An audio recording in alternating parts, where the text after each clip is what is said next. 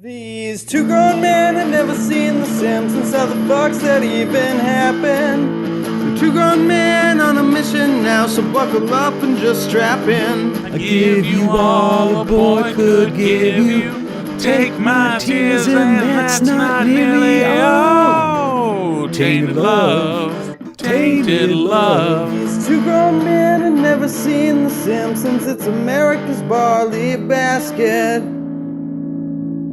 Welcome everyone to another episode of America's Barley Basket. I am your host, Marlin Wells, alongside host Nathan Volsabach. Hello, Nathan. Hello, Marlin. How are ya? You know, not bad. I am surrounded by beverages. I am freshly showered, hair washed, fingernails clipped. I have fresh socks and underpants on, and I'm ready to not face the day is what I'm thinking. I get all dolled up and just gonna lay in a basement until finally the darkness hits. You all revved up and no place to go. Yeah, that's the case. I am in the opposite camp. I should shower today is you're what I should boy. do. A little dirty boy. Yeah, a dirty white boy. To quote Foreigner.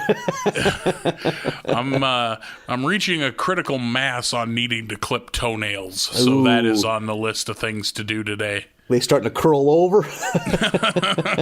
starting to poke through my shoes, which is an issue. Ruin a good pair of sneakers with those toenails. Yeah, fuck up a nice pair of K-Swiss because I didn't clip my fucking toenails. When I was in undergrad, there was a kid. He must have been an English major too, and he took a lot of the same classes. And he wore cargo shorts with sandals and a Hawaiian shirt and like a bucket cap. And probably, I don't know, 75 pounds overweight, kind of short and stocky. Just like if you were to somehow in a lab create the like base Sublime fan, was this guy. Like puka shells, and he never once, I don't think the whole semester, clipped his toenails. Ugh. And I know he affected my grade point average by at least a fucking full number. Like I went from like a 3.2 to a 2.2 because I would just stare at his feet. I was just like watching a fucking car wreck for 15 minutes. Like, look at that. They weren't the right color. Everything was fucked, man. They were so thick and cracked and long. Like, how do you not? They must clack on the ground when you fucking walk. It's not like a fucking horse that hasn't been taken care of. I'm not at that point. Mine aren't gross. They're just a little like I snagged a sock yesterday. Oh, and I was like, we've all been there. All right, We've all I need to do this. Yep. I didn't shred my bed sheets or anything yet. Yep. I'm not at that point. I've had rough heels so bad that they've ruined a good set of bed sheets before. I'm dealing with sandpaper heel right now. So I got one of those like electric foot sanders. Mine is that problematic. Your bedroom looks like it's a fucking workshop. Like it's just dust, like fine sand dust. Yeah. Get the shop vac out and take care of all this foot chaff. I'm gonna get foot long breathing this in.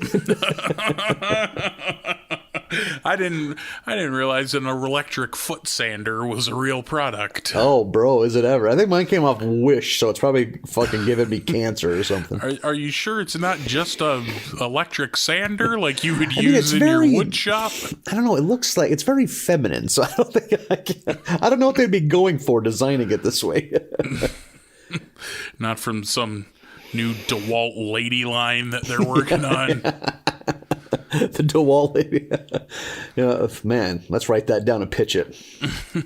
No, this is a feminine pedicure product. No, it says Milwaukee right on the side. And that's where you put the battery pack in. Yeah.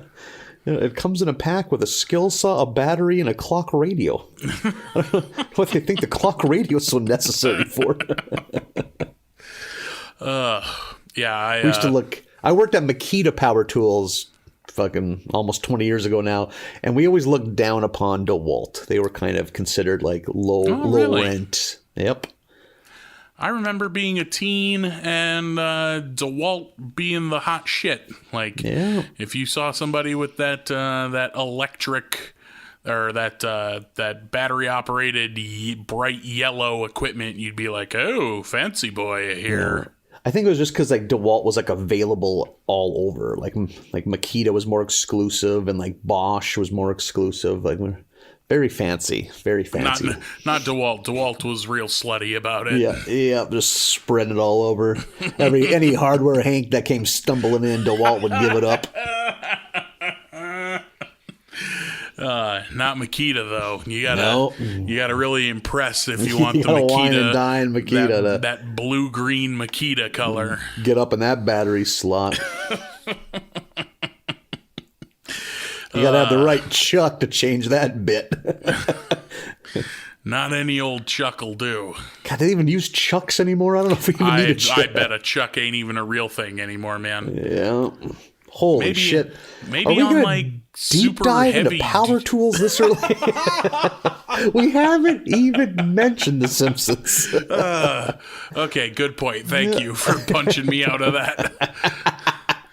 I'd have probably rode that for quite some time. You know, actually, it's not a skill saw. A skill's just a brand. It's a circulating saw, and a sawzall is actually a reciprocating saw. We do talk about The Simpsons eventually. We always get to it. Today we are early on in season 9 episodes 4 through. Our numbering's all fucked up now, all because of that shtick last week where that one Lisa episode got added in out of order on Disney Plus. Yeah. But that's according to do Disney Plus. According to the Disney Plus numberings, this is 4 through 8 that we're doing today. That it's off if you're looking at like Wikipedia or a DVD track listing. But we're just going to call it 4 through 8. Yeah, that's how we're going to do it. And deal with it, America. We get a treehouse one in this batch. We get some hot gun talk in this batch. Yeah. It's not a bad batch. Well, we'll get to that. Oh, no. Well, it starts off not so bad. We get episode 4, Lisa Sax.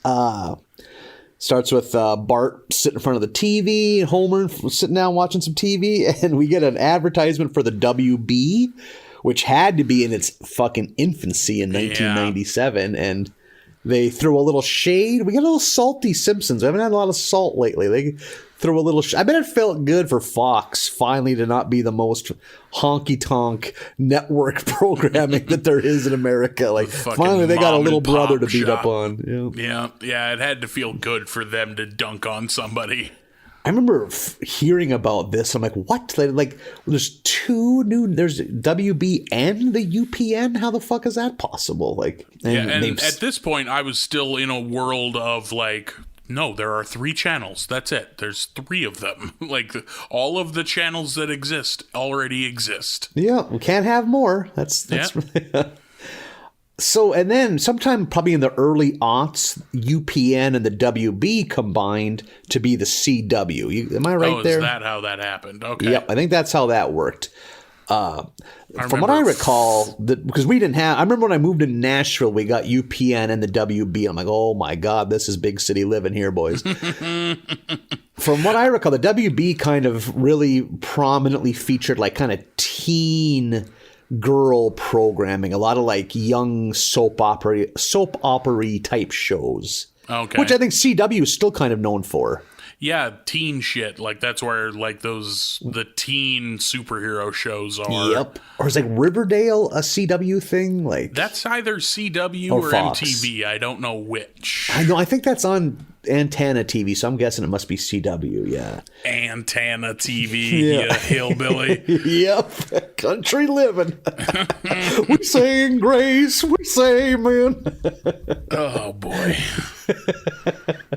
But the UPN that was more African American programming. It had SmackDown is all I knew.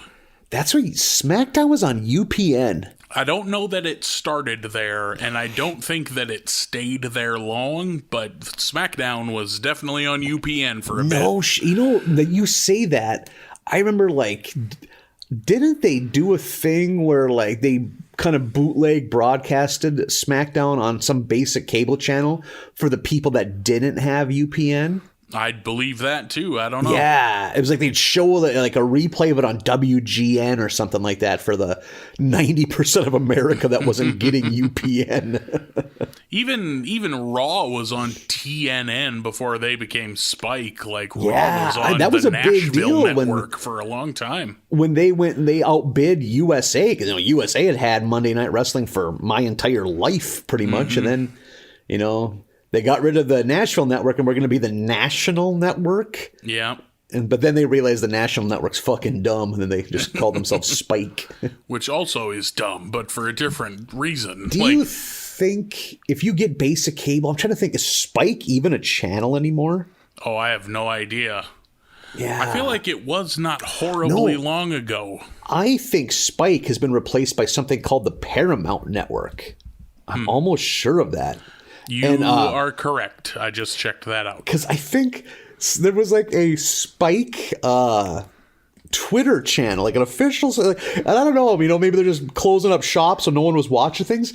They were real salty on that Twitter channel about getting canceled, and it was hilarious. Like, they played it for laughs really well. Like, oh boy, Paramount Network, that sounds exciting.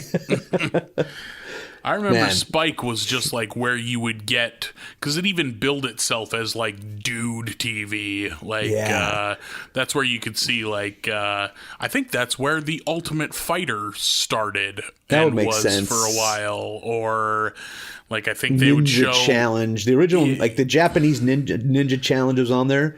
Yeah, you could probably get like old episodes of Deadliest Warrior or some shit like that. The one thing Spike TV we should give it gratitude for it existing is it brought MXC to America. Like, yeah, that's true. That you watch that, like, that shit holds up. There's so many little jokes in there. It's so fucking good. Is that streaming anywhere? Because I would watch MXC today. Yeah. Just the names alone was so great. Like, or the little one-line thing that every contestant would shout right before they started. There was the guy in the captain's costume that would just always say, like, okay, whatever, let's go. Like, he just was over it. And then, like, everyone and then you get into the meat of the show, which is just watching injuries. Yep. Fuck, that show was so good. I read a thing about the creators that, like, thought of the idea. And they talked about, like, we almost wanted just to air a regular episode without our commentary, because they say it was so depressing because the people would, like, legit get hurt and the prizes were like nothing. It's like, you'd break your clavicle and get a Discman, like, it's like, this was not worth it. Like, some of the funniest episode that I can think of, it's been 17 years since I've seen it, was the one where it's a Halloween themed episode and they're wearing all the contestants are wearing the most insane costumes. Like, there's they're doing the sinkers and floaters game where you have to run and jump from those platforms, like every fifth platform. Is the insanity best event. That's the best one. It takes the amount of luck and skill it takes to beat that game is absurd. Now they are in costumes that don't have fucking eye holes. So, like, there's no way to succeed. And, like, those costumes get waterlogged and they sink. So these people are winded. So they've been running across an obstacle course and now they're dying in front of you. Like, I just remember there's one where a guy is in a shark costume. It's like his head is sticking out of a shark's mouth and it gets so waterlogged. And the look of panic in that man's eyes is fucking real.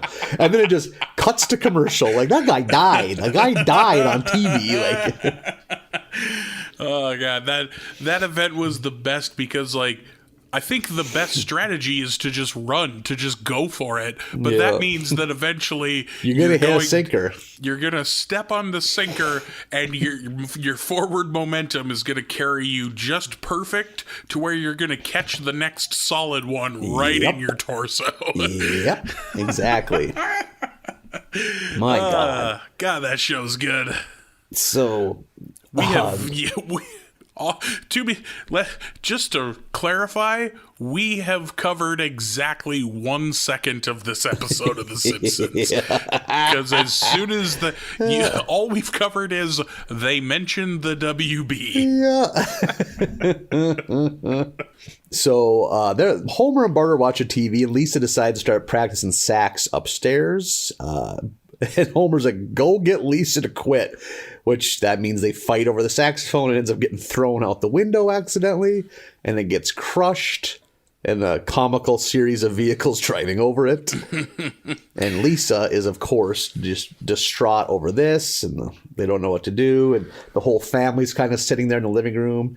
And it becomes kind of not really a flashback episode because we're not seeing old scenes. Kind of, I guess. It's flashes back to 1990 when it shows how Lisa got her saxophone. You are missing that in that living room scene before the saxophone incident, Maggie has a cordless power drill, and it appears to be a Makita. It's that teal color. Yep. And I don't know why she has it, but it's her favorite thing that she's playing with. It has a metal bit, not the paddle wood bit. So right, yeah, for those scoring at home.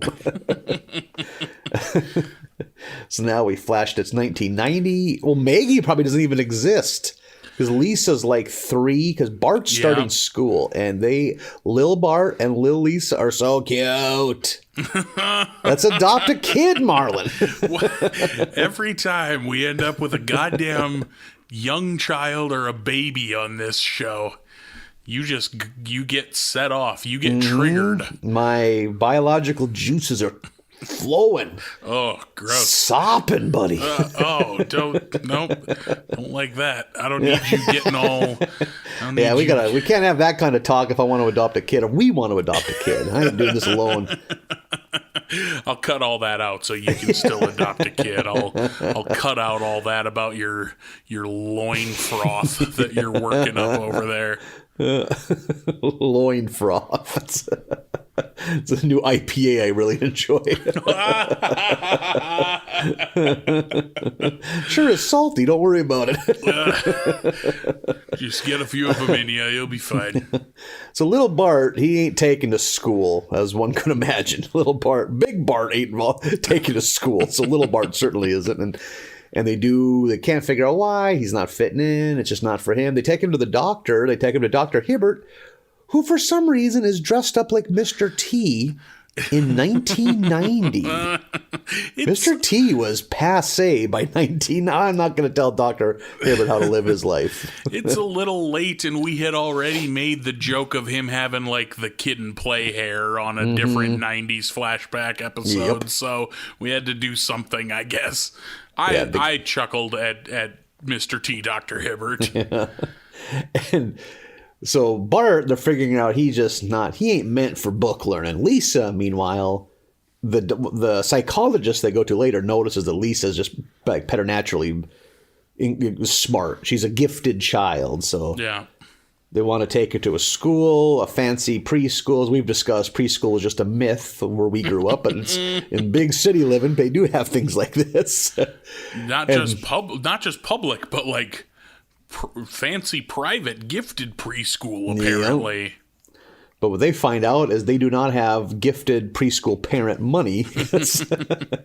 So poor Lisa can't hang out with the gifted kids. And I think, isn't it, they have a little money set aside, and Marge wants to find a way to put that money towards something for Lisa to help her kind of develop and put her energy towards.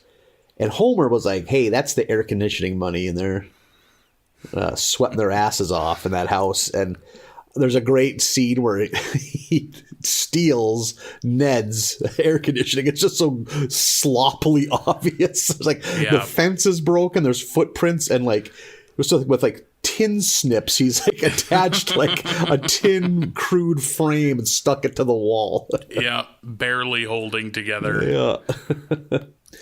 So they don't know what to do. What are they going to do? And Homer is really the siren song of air conditioning. And Homer's a piece of shit a lot, but man, I love me some air conditioning. I can feel Homer's pain. Yeah, I grew up without air conditioning, and I ain't ever going back. Fuck that. We briefly didn't have it in our trailer house, but I was so young that just like, I didn't realize how uncomfortable. I wasn't fat yet either. I was that young. So they were like, he's too young. The heat stroke won't affect him. His brain's still developing. He'll just we did. I guess now that I think about when we built our house for a couple years, we didn't have AC there. And there are a few things I dislike more than trying to sleep when it's hot. I just laying on bedding when you're sweaty. Ugh, the worst. There were plenty of times back on the farm when I would like at least a handful of nights every summer because my bedroom was upstairs and I would just be dying and have to go downstairs and sleep on the couch just to get some manner of relief. Yeah. When my dad was real little, they lived in like a abandoned farmhouse that had like 2 bedrooms. So it was like my grandma and grandpa in the downstairs bedroom, and like all the kids slept in the attic together. And he just says like it was lucky I was, again, like 4 or 5 years old, because it was just like a furnace up there. Catch all the heat building up in an attic in an old farmhouse with no windows in it. Like, ain't no windows in an attic in an old farmhouse. Just breathing in each other's sweat and farts all night. Country living. We say grace. We say amen. We breathe in our farts. We don't give a damn. Yeah. Put a vent in that wall, Grandpa. Yeah, get knock the a farts hole in out it. of here. And so Homer and Little Lisa are out on the town, and they see like this air conditioning emporium. And Homer, oh boy, he wants that comfort. He desires comfort, but he also sees a music store and looks around there, lets little Lisa choose. Little Lisa wants to play the sax. And I don't know what Homer was thinking, because he is just baffled that a saxophone costs $200. It's like, hey man, fancy horns ain't a cheap hobby. Yeah, brass ain't a cheap metal, my man. Do you have what would your guess be? What's an average saxophone cost in today's market? Today? Oh, fuck. I'm going to say $1,400. No shit. That's wild. I'm about to look it up because I got to know. Yeah. I remember, I think it's 6th grade around there in my school was when they introduced band. Mm-hmm. So, and it was everyone wanted to be in the band, this and that. And then, so what happened was there was a band hour. And for the kids that weren't in band, they just hung out. I just remember sitting in class and okay, it's time for the band. And then all the band kids got up and left. I looked around. It's me, my buddies, and just all the dirt kids. And I was like, oh, wait a second. I'm a dirt kid. And we've discussed this before. And then once high school rolled around, a lot of my friends were going to things like Science Club and, Pep Club and National Honor Society. It's I was never even offered those. Wait a second. I'm a dirt kid.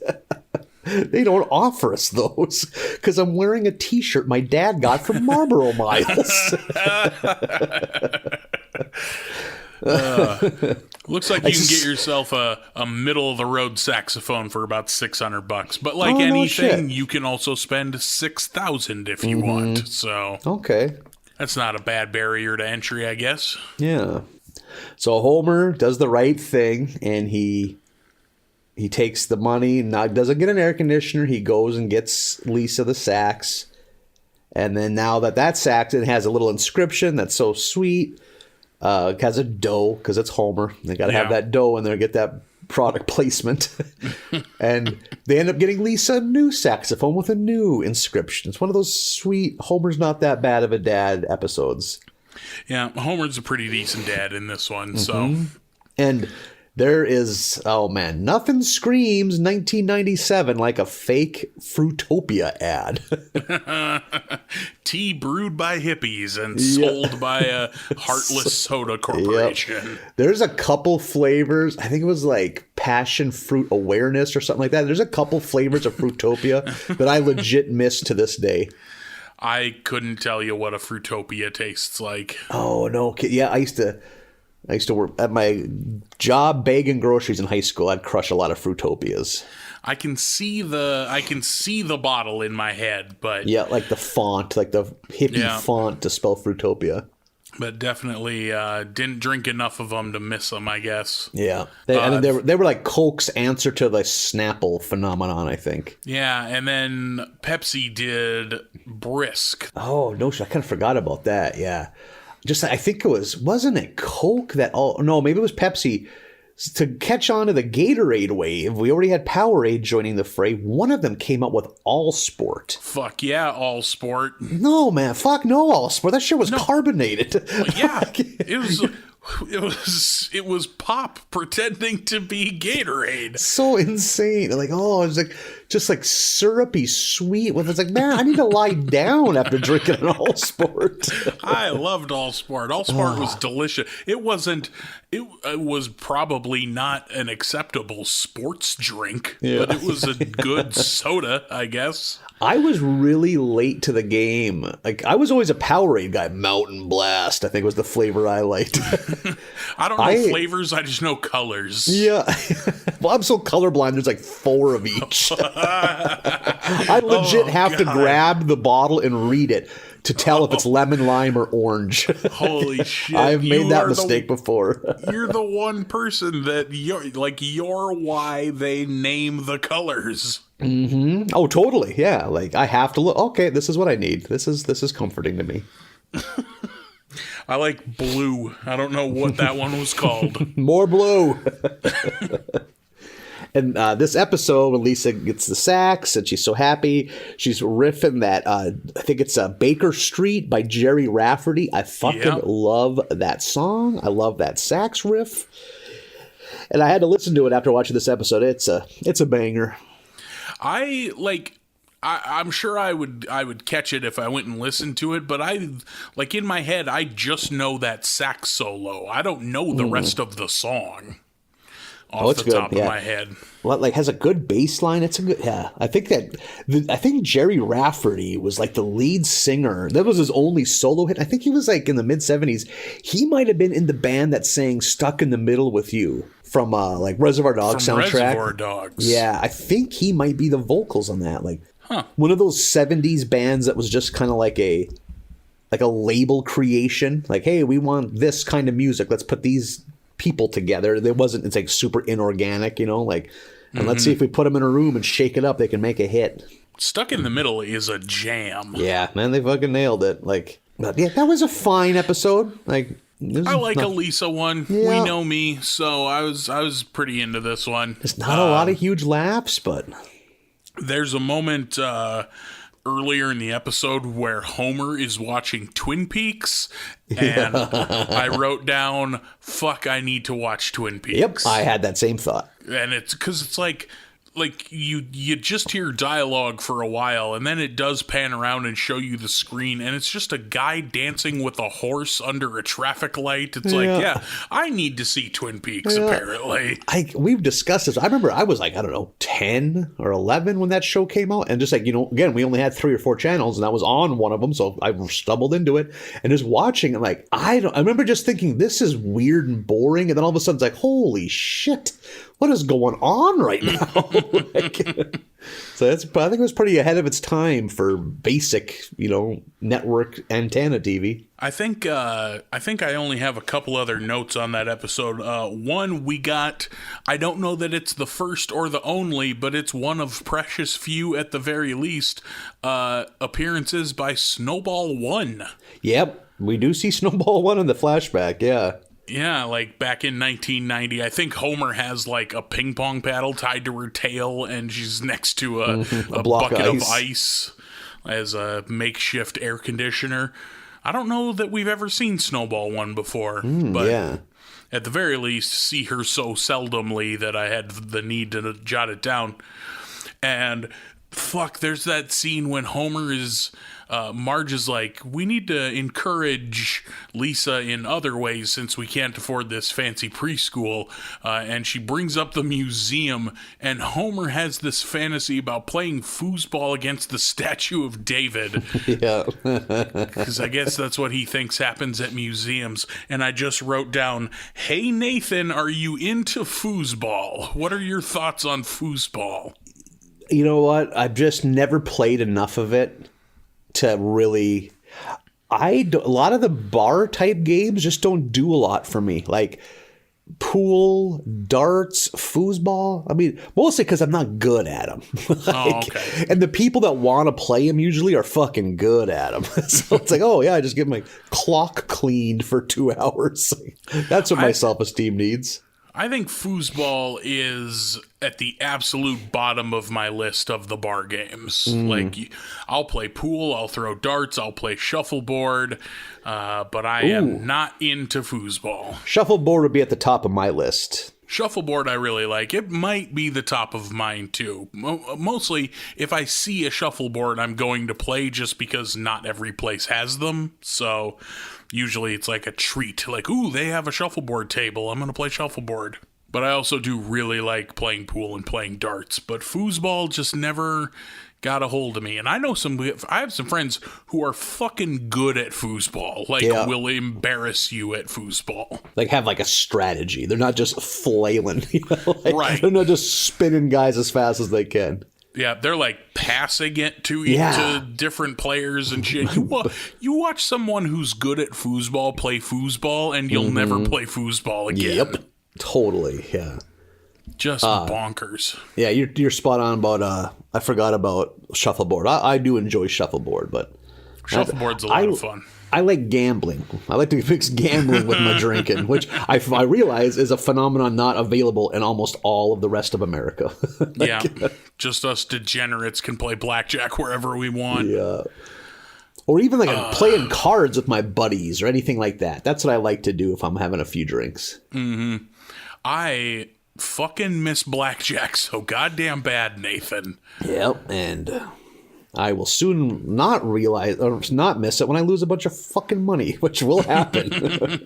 And like, I think like this is North Dakota. We can just go play blackjack. It's not like it's not like we can't play because the places are closed because of the Rona. Like, we can go. They're open. Yeah, just the siren song of throwing away a paycheck in 2 hours is there, and it's loud.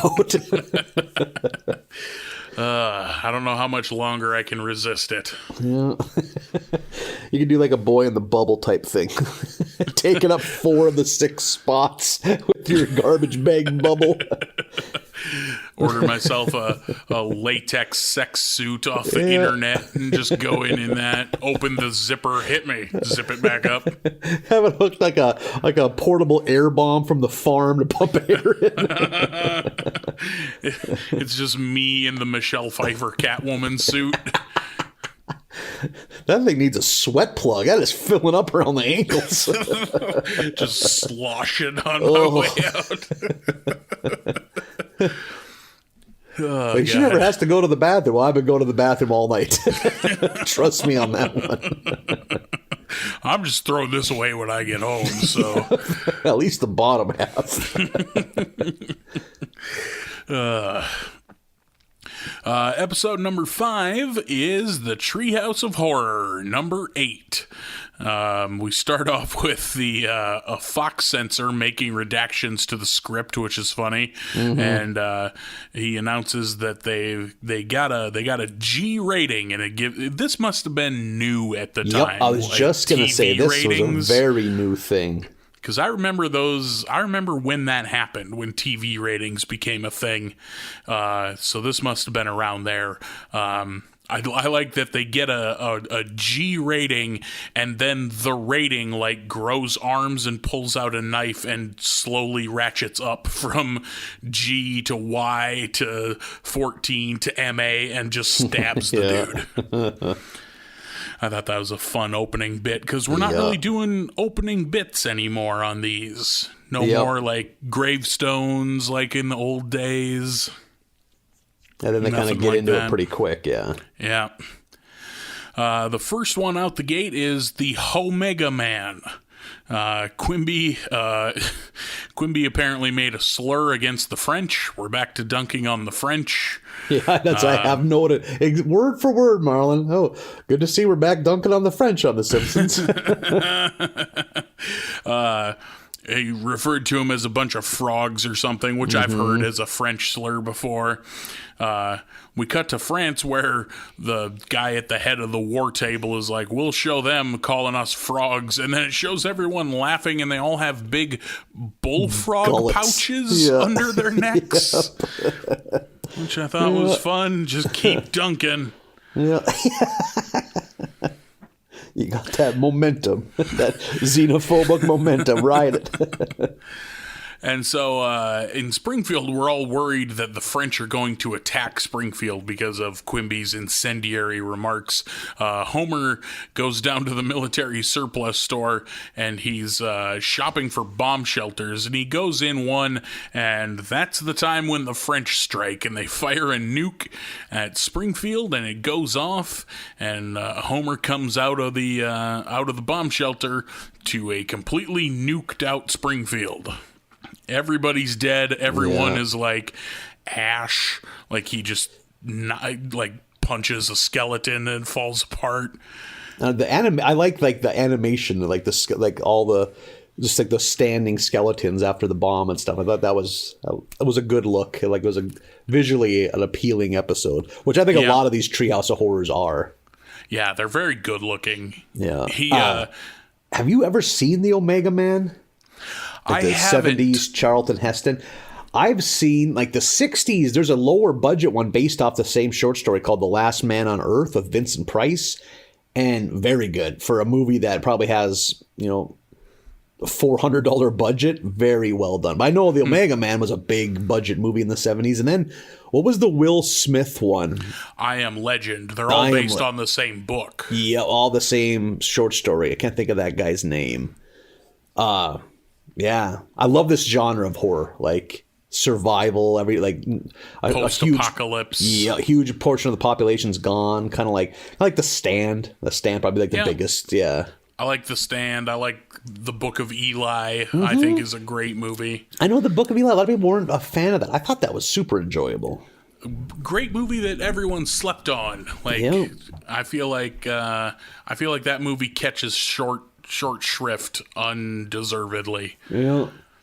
There's a fucking fantastic Gary Oldman performance in that movie. Anything with Gary Oldman makes anything better. Yeah, it's so fucking good.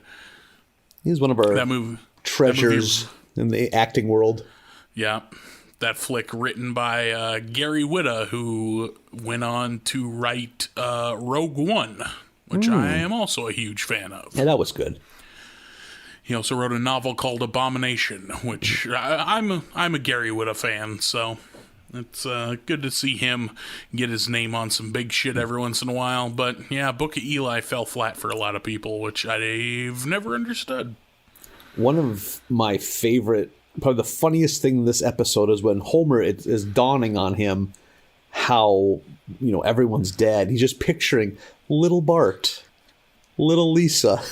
And then little Marge, and then the rest. It's like Maggie, the pets, and the TV. And the TV, yep.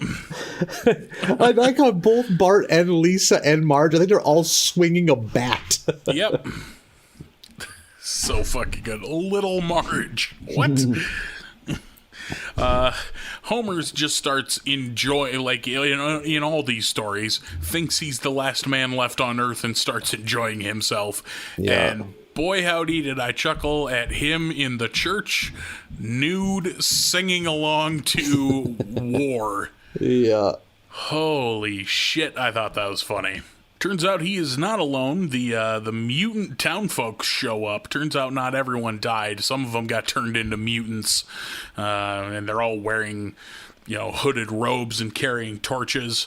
And they come after Homer.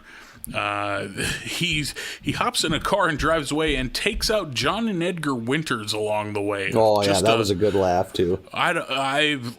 just out of nowhere, did you just throw a dart at a list of musicians and that's who you got? It's because they're albinos, I think. Oh, is that it? Yep. So he thought they were like the ghoulish They undead. were mutants. Yeah. Oh, okay. Throwing shade at the French and the Winter Brothers. Yeah. Homer gets home, slams the door behind him. He's hiding from the mutant people, and the whole family is alive. Marge, Bart, Maggie, and Lisa all there. And Lisa remarks, "This house has so many coats of lead paint on it that it's better than any bomb shelter, so they're fine." Yeah, that was good. Marge and the kids, there's a moment where that Homer has with the mutant town folks of them being like, yeah, maybe we can all coexist, and then Marge and the kids whip out shotguns and blow the mutants away. Yeah. I liked that one quite a bit. Yeah, that was, I think, the belle of the ball of this Treehouse of Horror. Like we said, I also a big post-apocalypse fan, so I was pretty into that one. The next one is Fly vs. Fly, written in the Spy vs. Spy font, which I liked. Again, as we've talked about before, kind of my only knowledge of Mad Magazine is Spy vs. Spy, so I thought that was cool to see. The professor, who I know he has a name and I always forget it, but he's having a yard sale selling off a bunch of fancy scientific doodads, and Homer buys the transporter from The Fly. 35 cents, pretty solid deal. Yeah, it talks him down from $2 down to 35 cents.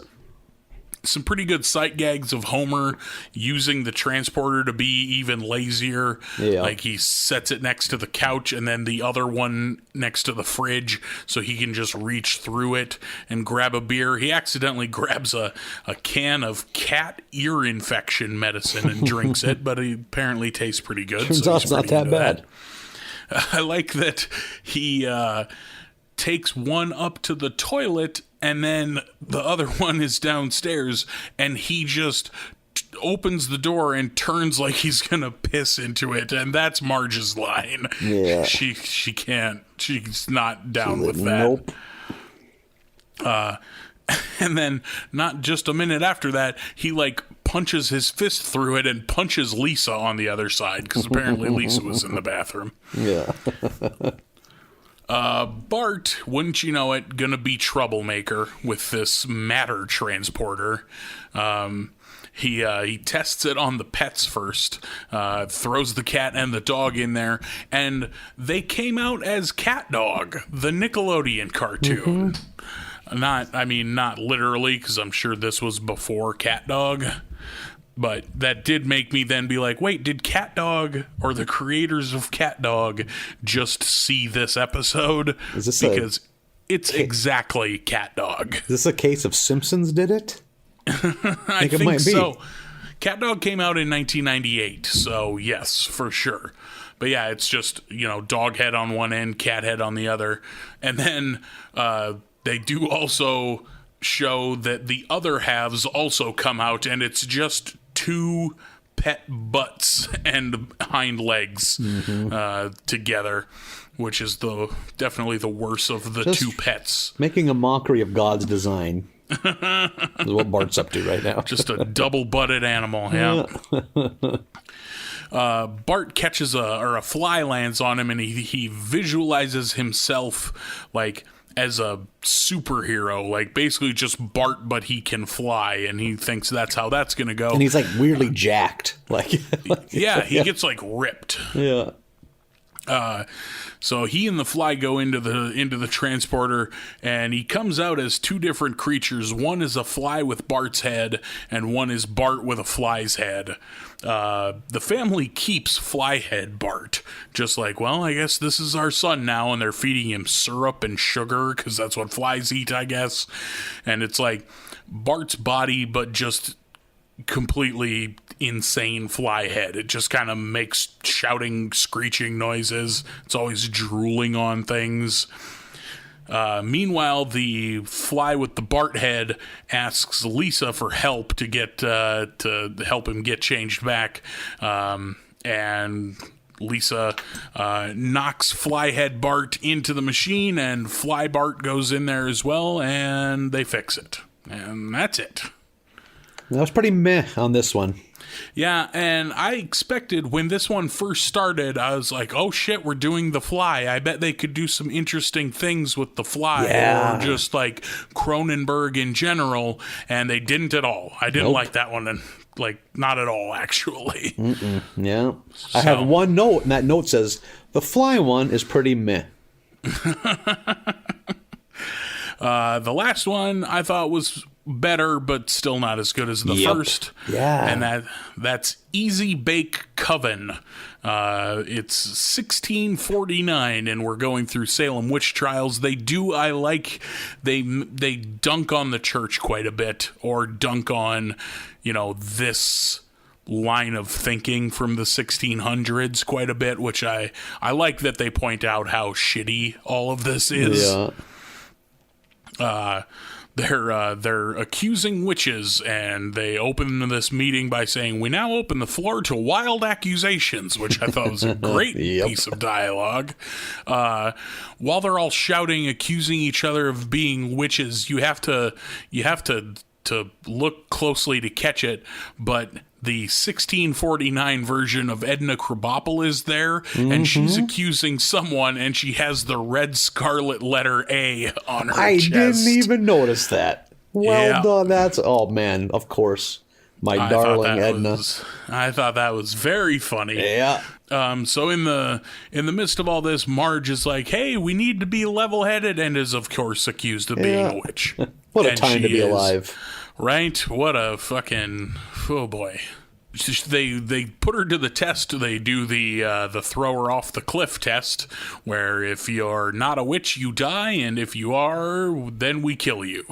'Cause the Salem witch trials were super well thought out. Turns out Marge is a witch, actually. She immediately turns Wiggum into a gopher, which is pretty funny, just because I like the art design of what Gopher Wiggum looks like. And then turns out Patty and Selma are as well, and she goes and meets up with them, and they're doing their toil around the cauldron shit, and they're spying on the Flanders family, and I believe it's Maud Flanders who says, like, oh, witches come and steal kids and eat them, and the witches hadn't even thought of that, so they're like, yeah, that's a good idea.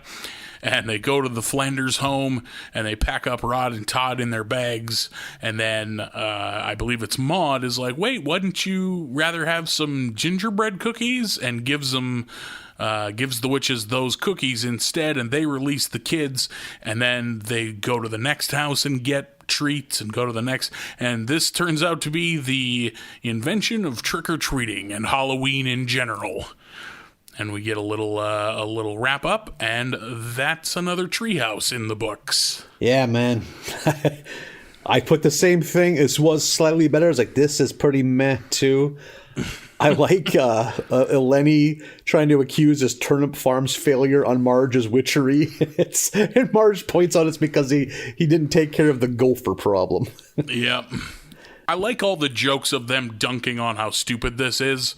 Like Reverend Lovejoy is made to really look like a fucking idiot in this episode, which I'm all for, because, like, man, the fucking 1600s were a rough time to be a human being woman. Yeah. This did make me think, have you ever seen The Witch from Robert Eggers? Funny you say that. It just popped up on my Facebook memories. It was like 4 or 5 years ago today, or yesterday, I think I saw The Witch. So I sure have. But it was kind of ruined for me. I saw it in the theater.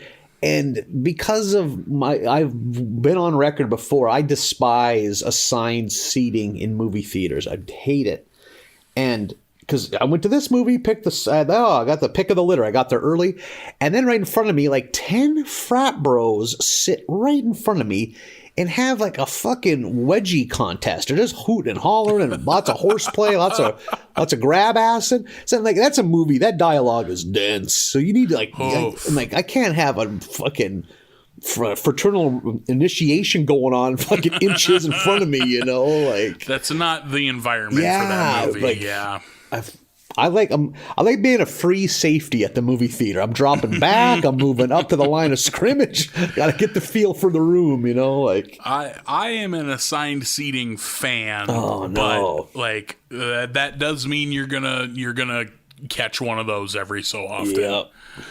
I like being able to get up and move, change spots. Call an audible. I'm like Peyton Manning when it comes to movies. A lot of football analogies here. I'm up at the line. I'm surveying. I'm making changes. Let's go Picking deep. up blitzes. Yeah. These metaphors are starting to not make sense. Yes. These outside linebackers who talk too fucking much. I am super torn on The Witch. Ooh, like Natalie Imbruglia. Yes, just like Natalie Imbruglia. God damn it. I think the story is very good and the performances are astounding and I really like how it looks. But boy, howdy, is that dialogue a chore to get through. Yeah, man. It's one of the few movies I think I almost wish I would have seen it at home. So I could rewind certain parts or I could have the subtitles up. And also, the fucking version I saw, I don't know if fucking someone was asleep upstairs. Something wasn't set right. It was so dark. I don't know if that's a dark movie, but like there were scenes where it was just like impenetrable blackness. I know there's shit I'm supposed to be seeing. Like, it's like, this is fucked. Like, I don't know, like if a bulb burnt out on the projector or a candle. I don't know how old-timey these projectors are.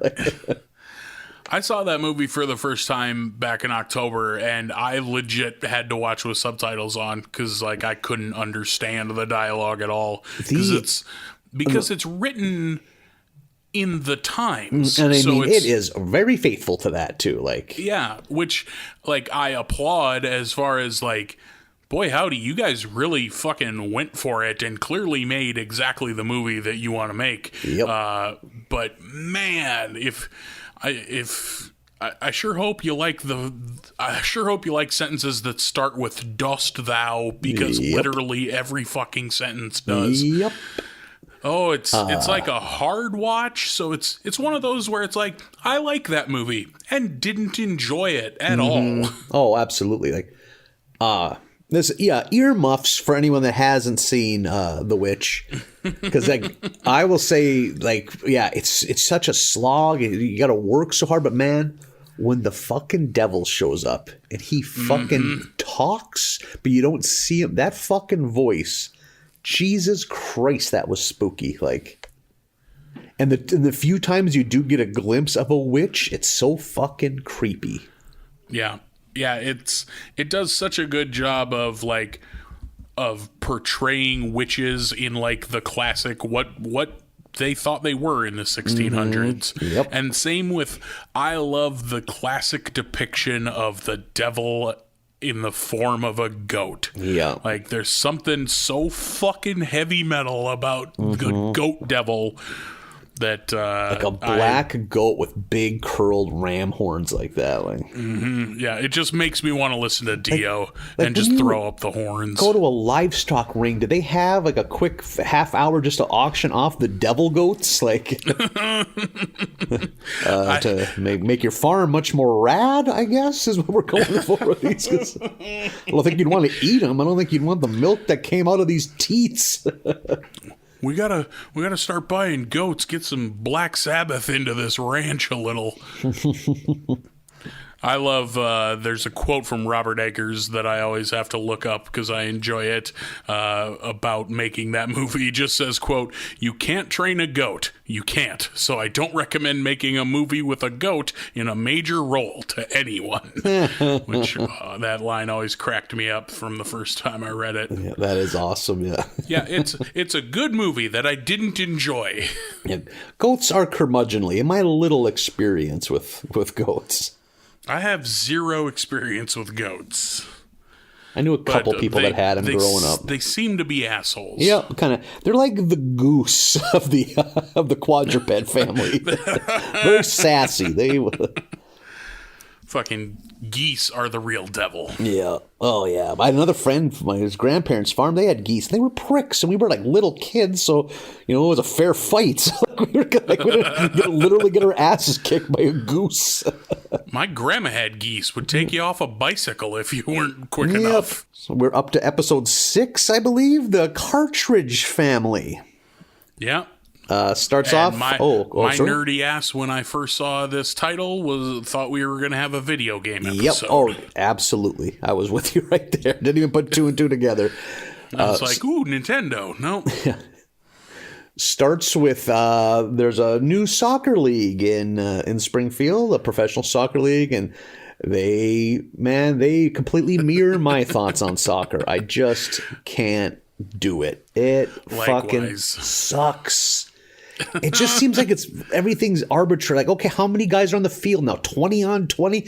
It's like there's no difference between professional soccer and the shit we did in the playground when we were 7. It's just like more people. Okay, bring them on. Okay, what's the score? Nobody knows. Like, and I know I'm treading old ground here. I just think parents like soccer more than kids, because no one's kid sucks at soccer, because everyone sucks at your kid can't fail in soccer. Like everybody, they're all falling down. Nothing matters. It's just like, so I like baseball. Your kid stands in front of everyone and fucking strikes out. Like, it has to go sit, and there's not even walls. They're behind a cage, and you can look at that kid sad sitting there. Like, he left fucking runners on the corners, man. Like, he fucked things up. Like, we had a chance to win this game, but because of your child...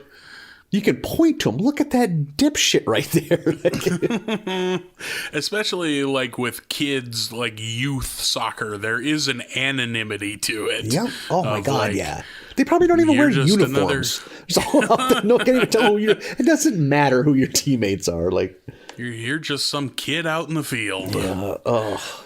I did really like, though, the TV promo for the soccer game, because they went full like Hank Williams Jr.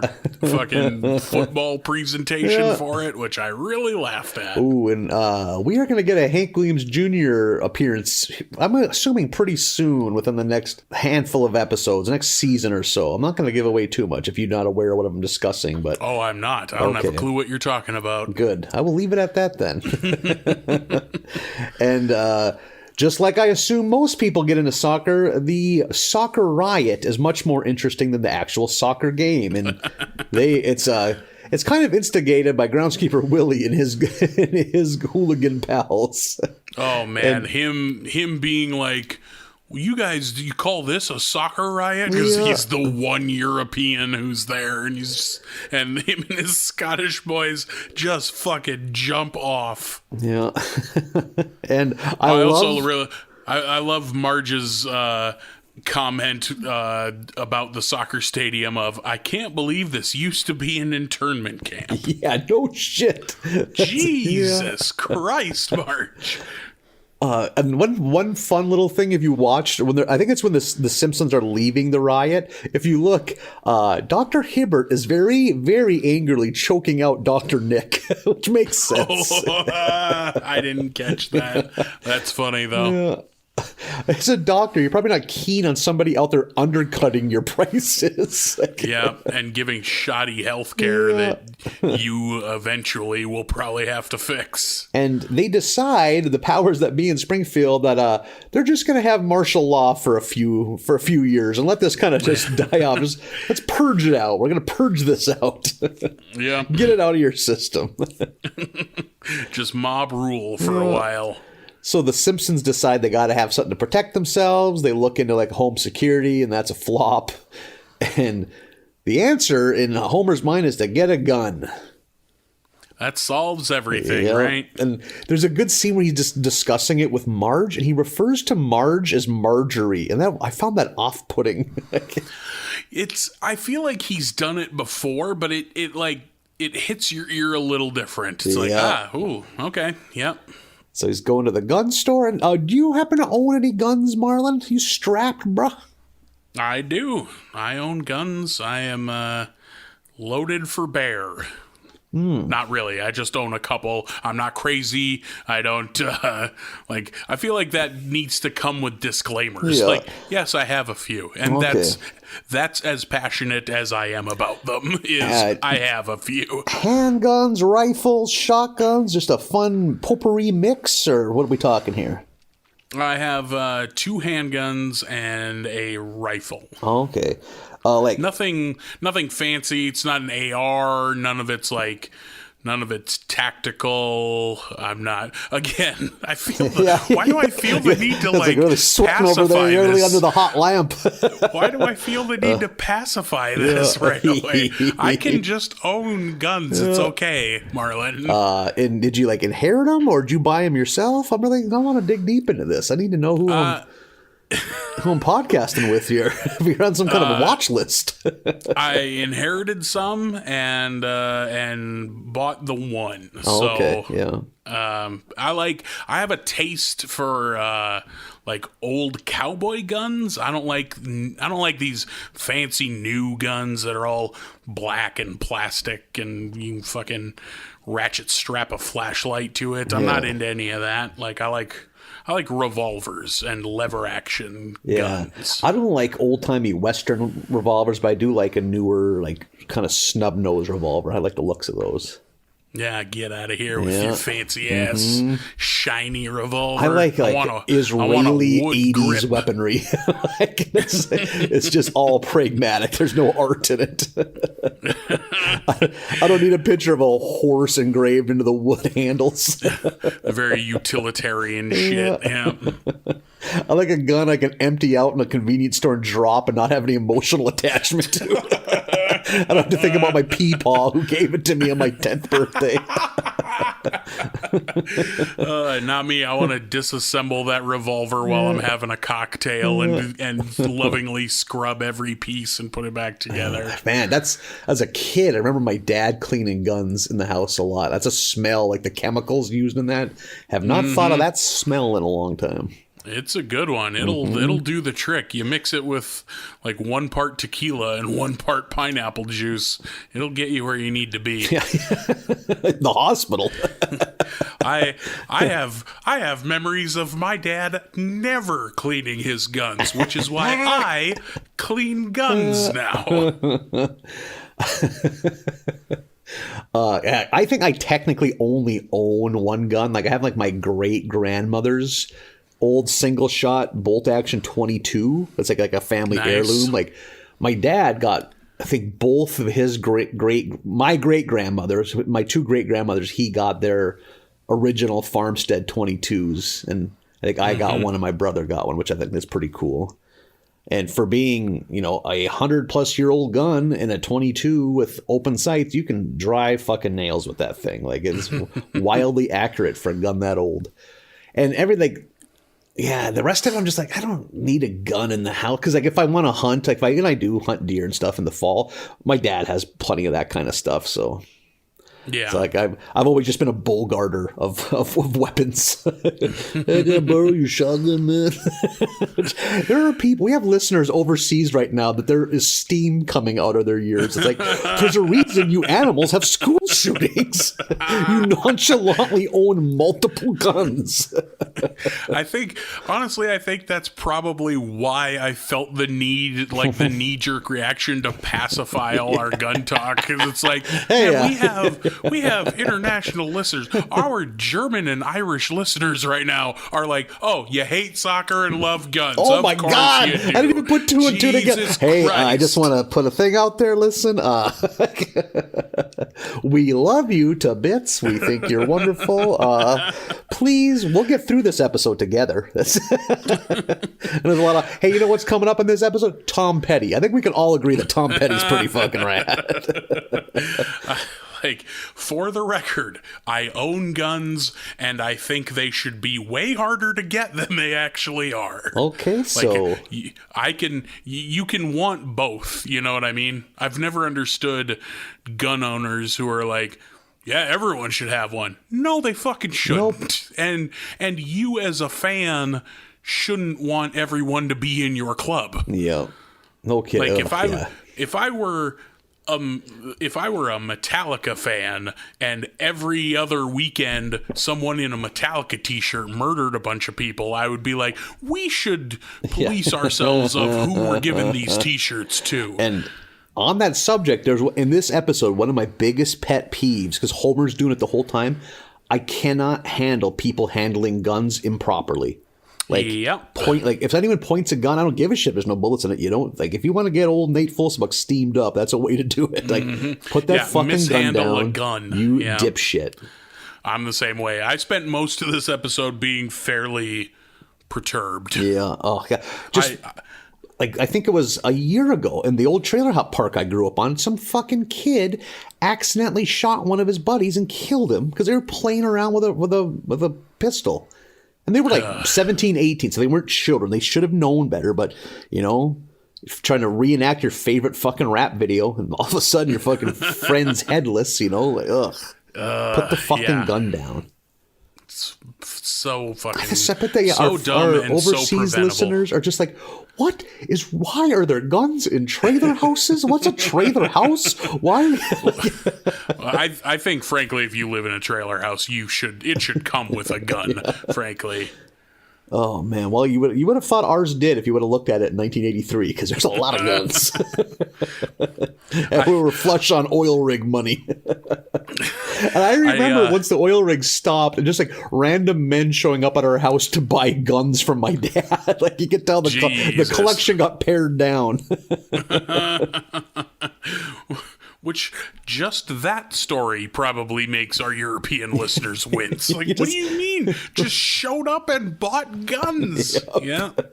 Like anything else in the classifieds. Like he's selling a chair. Yeah, it's like an end table. Yeah. Oh, man. One thing we do get in this episode, too, we get the appearance of that sales guy that I like. That voice. Like, yeah, he's the guy running the gun store.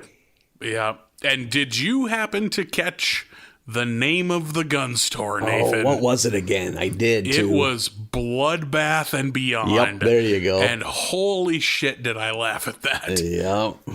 But, yeah. And he's very angry that he has to wait for the waiting period to get the gun. That's where we get the Tom Petty. And then he finally gets a gun. Easily top 3 Tom Petty songs for me. I don't know how to choose. They're all so fucking good.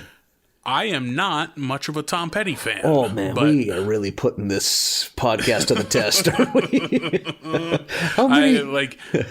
I don't know. There's something about his music. I'm like, there's so many other artists that are in the same vein who I think do Tom Petty better. Like, if I want to listen to Tom Petty, I'll just listen to Fleetwood Mac. Oh, God. Or Stevie Nicks. Now, oh, boy. Now I need to buy a gun. Oh. That being said, I really love The Waiting. The Waiting is a great song. Sure you do. And then you give me The Waiting, and you give me Running Down a Dream, and you give me American Girl, and you can put the rest of the Tom Petty songs far away from me. Boy. We'll probably take about a month hiatus, fans. To do some soul searching here, but we got to move on. Did I hear a gun cock over there? Yeah.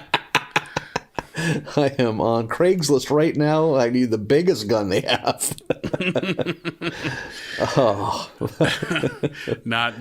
Different strokes. Just not my flavor. Yeah. Different strokes. So Homer is immediately a fucking dipshit once he gets his hands on his gun, to the surprise of nobody, and decides to join the NRA. And we get a lot of gags. Everyone's an idiot. It's like in the NRA, and Marge is not a fan, and it just keeps devolving. Like, Marge gets more angry. It's a common theme in these episodes, and Homer keeps doing dumb shit. And eventually it's his turn to host an NRA meeting, and Marge has had enough, to the point she takes the kids, and they end up staying in a really sleazy hotel with vibrating beds, which I forgot was a thing.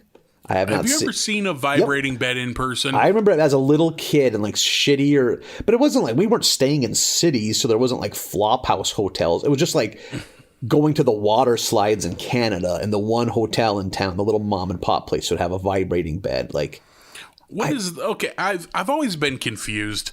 Is the vibrating bed meant to be like massage therapeutic, and I don't think it's supposed to be sexual.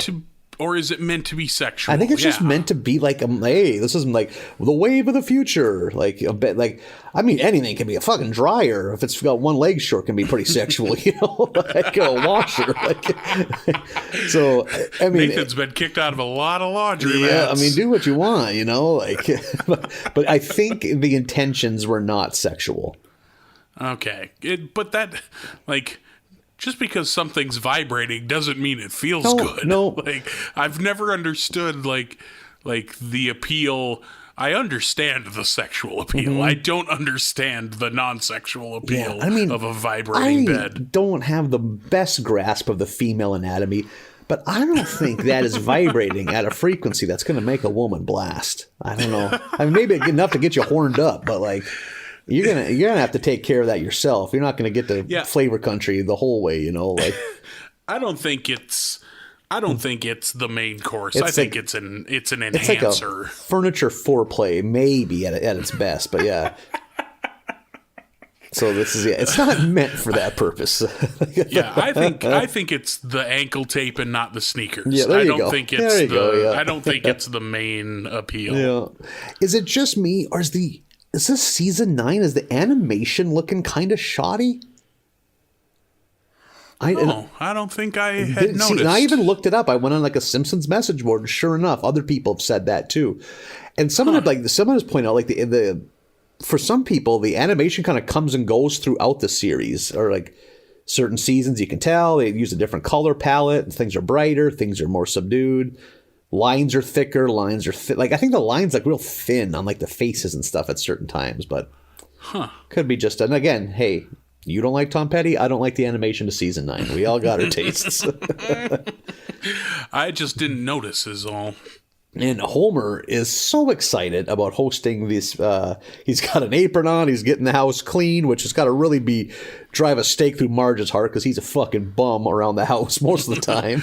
Right, but as soon as his gun buddies are coming over, he literally puts on a frilly apron and feather duster. Makes some snacks. And cleans up. Yeah. And one thing that I did enjoy that helped fix my faith in humanity a little bit is the rest of the NRA people are appalled by how brazen Homer uses his pistol. Like, didn't that feel good in an episode where you're just pissed the whole time at how Homer is behaving with his gun? I love when Homer gets his comeuppance, like, good. Yeah, and to see, like, oh, wait, everyone else here is a good gun owner. Yeah. And are appalled at how Homer lives. Mm-hmm. Like, and they kick him out of his own house and continue to have the party, which is great. And then Homer goes to try to reconcile at the hotel with Marge and the kids. I'm trying to think. How does there's a gun? It's in the lobby of the hotel when they're paying up at the Flophouse Hotel. That Snake, I think his name is, shows up, and there's Homer has the gun, which he lied about to Marge.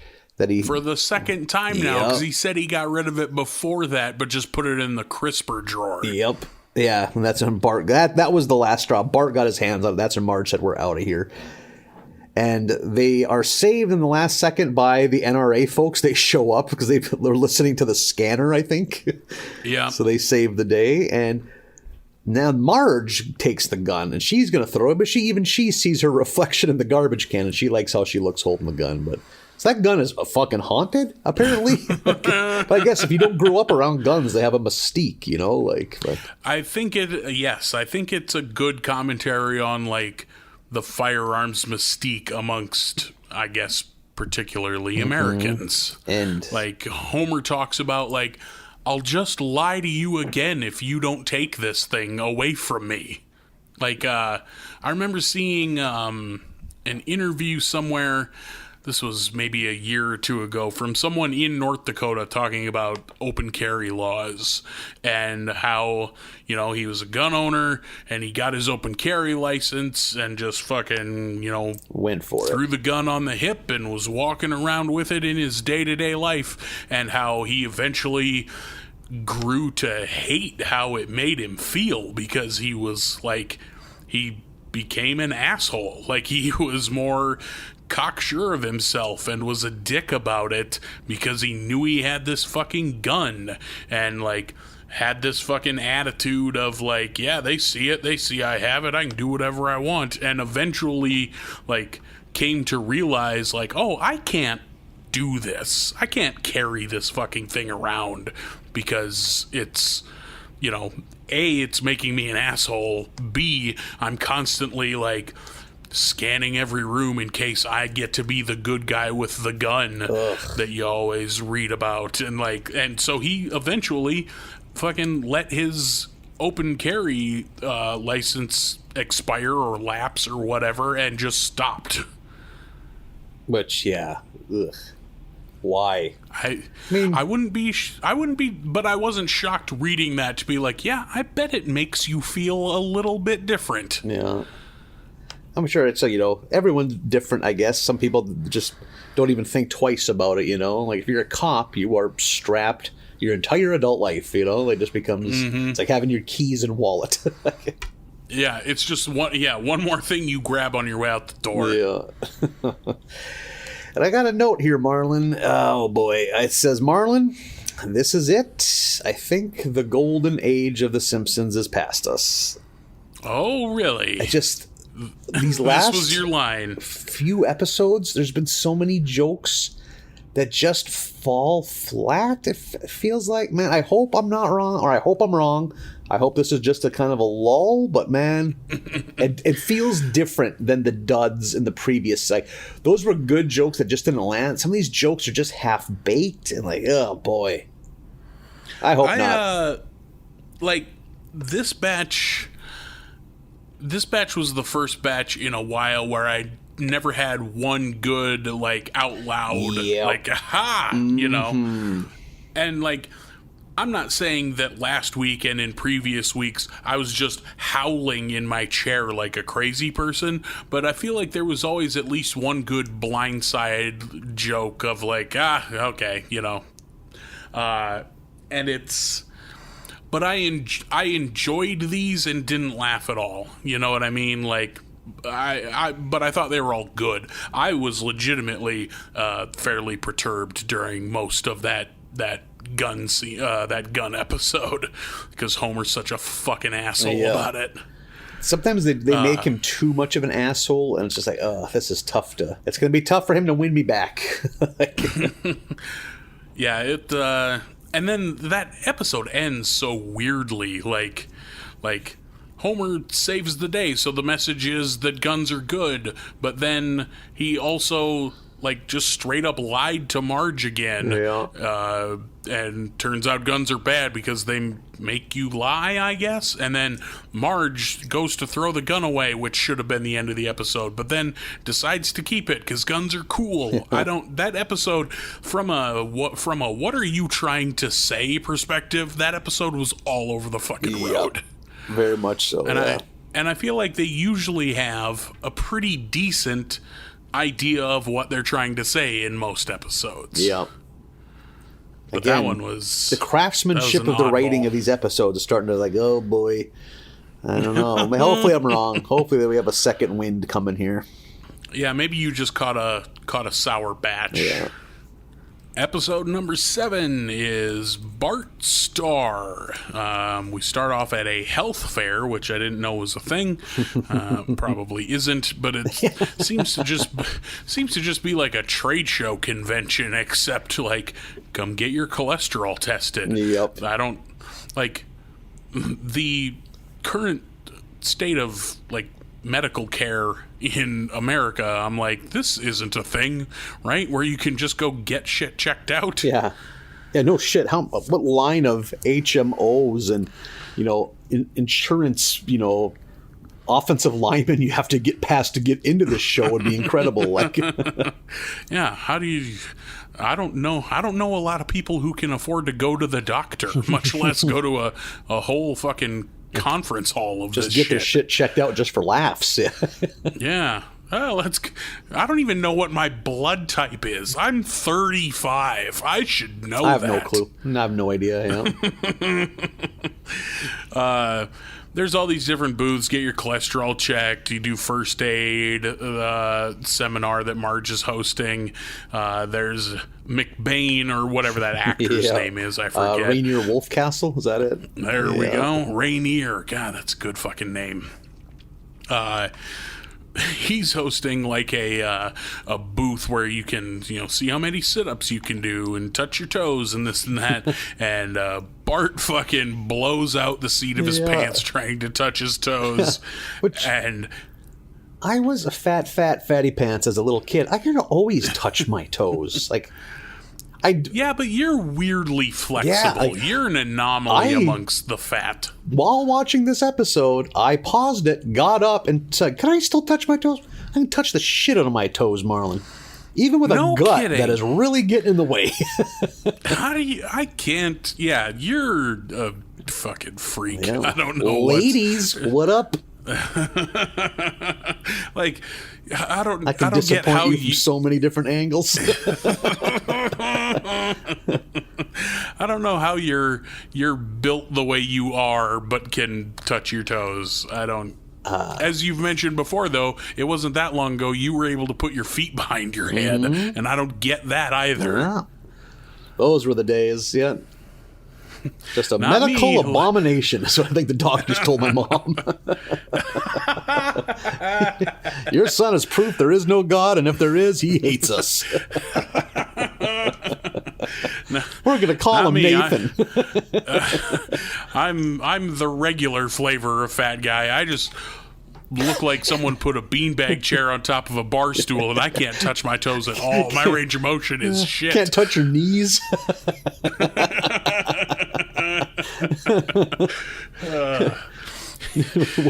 Wear bread bags for shoes. Nothing but slip-ons. All loafers over here. Oh, we're going to get sad if we don't move on. Well, we do get a Gunter appearance. We haven't seen he's doing like we haven't seen Gunter in a while. That's tough. Millhouse, like a regular sit-up is hard. Millhouse has a middle-aged alcoholic stomach on him. Twig legs, huge gut. I love that when he's doing his like the pinch test with the whatever that tool is called, that his strategy is just to suck in his gut, and Rainier just leans down, is like, "We can wait all day," as he's slowly turning red, and then finally has to let it all out. I was just thinking, I can't remember the last time I sucked in my stomach. Is that a sign that I'm more comfortable in my skin, or have I just reached a level of fatness where there's no attempt to hide it anymore? There's no amount of stomach sucking or baggy clothes will hide the fact that I'm shaped like a dumpster. I'm going to call it a little of column A and a little of column B. I don't think you're leaving the basement much these days anyway, so... Fuck, dude. If I get pants on, it is a big deal.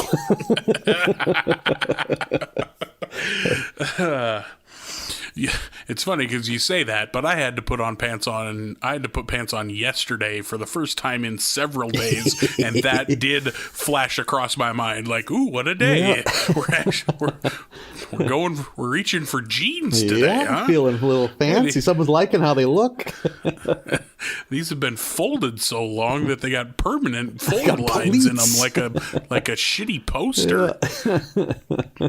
A lot of the kids are signing up for Pee-wee football. It seems around the neighborhood, most of the parents have decided that that's how they should get their chubby kids to be not chubby anymore. Yeah. We see everybody trying out for quarterback with Coach Flanders.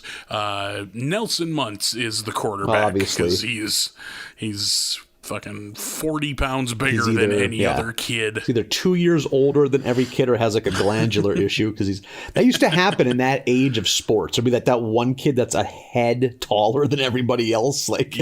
Gets his mustache way too early. There's a scene where Lisa shows up and is like, in her football uniform and like hands on her hips, just like, I want to play. That's right, a girl wants to play football. And Flanders is like, yeah, cool, come on, we got 4 of them already, like, come on down. And then she's like taken aback by it, and then also is like, well, no, because I would never play a game that uses an innocent pig's hide as the ball. And they all pipe up kind of together of like, oh, no, it's synthetic. Plus, every one that you buy, there's money donated to such and such UNICEF charity. or something like that, yeah. Yeah. And she's taken aback again and then eventually just like leaves. Yeah. So like she didn't want to play just wanted to be a football. martyr. Yeah. She only wanted to play football because it was like her making a statement and taking a high road of some sort. And then once those were off the table, she doesn't want to play anymore.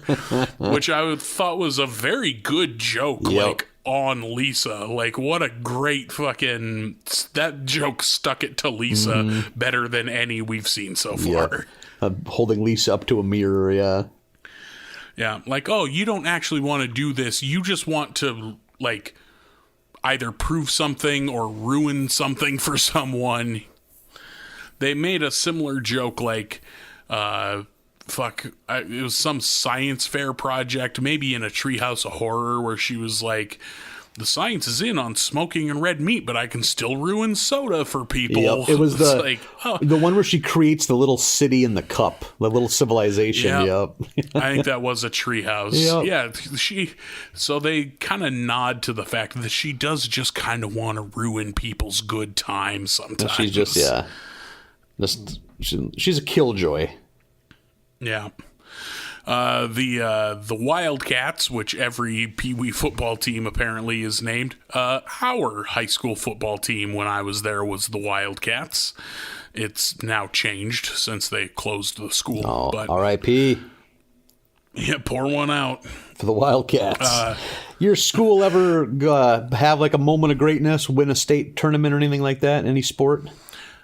Our football team was good the year I was a senior and got into the state playoffs, like made it, I think, 2 rounds in before getting knocked out. And then since I've left and the school has closed, like the school I would have gone to if I were going to high school now, I want to say won girls basketball 3 or 4 years ago. Okay. Well, that's something. Or went far in the tournament. Yeah. So not really, but there are a couple bright spots. So how big was your graduating class? 16. 16. 1-6, not 6-0 for those listening. Right. And you 1-6. saunter into that school, just a big old American Dakota thick boy, and you tell that coach, I don't want to play football. I bet the fucking disdain that man had for you. Just thick, beefy boy, and he wants to dance or whatever you wanted to do or be in theater, and like, nope. There's a spot on the offensive line aching for you to fill it. And like, nope, that's not for me, coach. I played in junior high, so 7th and 8th grade. So they learnred early that I didn't have it. So I think once high school football came around, they weren't too heartbroken. They were like, oh, whatever. That's we're gonna save some money on Gatorade if we don't have the Wells boy around. Yeah. So he's just doodling all the time. Yeah. Oh, it's fine. Somebody else will be the last one in when we run laps. It's fine. Well, you gave him a college try. They can't bitch too much then. Yeah, and I learned quickly. I think I learned in the first 5 minutes of my first practice in 7th grade, oh, I don't like this and am not good at it. So, but I played those 2 years and then was like, yeah, no, I'm not going to keep doing a thing I don't like. No, there's no reason to do that. There's enough things in my adolescence that I don't like. I don't need to add to that pile. I went up to the Crow's Nest and did starting lineup and play-by-play. Ooh, there you go. That's more your skill set. Way better. I learned early on that field. Behind the microphone is the place for me, not on the field. You gotta put your gifts to use, that velvety voice. Yeah, go up into this fucking extremely rickety crow's nest. Try not to sway it too much. And how many men are up there? Just one thickie. One Dakota thickie. How about you? You were a basketball kid. Which is just, you look at me, and boy, we did not choose the right sport. Yep. I think I would have played football, but it sounded like there was like the level of teasing would have been in it, and I just wasn't emotionally ready for that kind of abuse. Because again, I don't want to be pointed out that, hey, Butter Chunks over there is the reason we got to keep running laps, because he can't do it in the allotted amount of time. I get side aches. Guys, like... Not only am I not athletic and have never really been, but football in particular, I don't have the mean streak for football, and super didn't at the time even. Like, I don't have the aggression that it takes to play football well. Yeah, see, I could have been offensive line, because I do get competitive and I love playing sports. I just I'm not built for it. I'm not talented. Yeah, I was like doing tackling drills in 7th and 8th grade and being like, I don't want to tackle him. He's my friend. Oh, see, I would have annihilated my best friend to get approval from a coach. If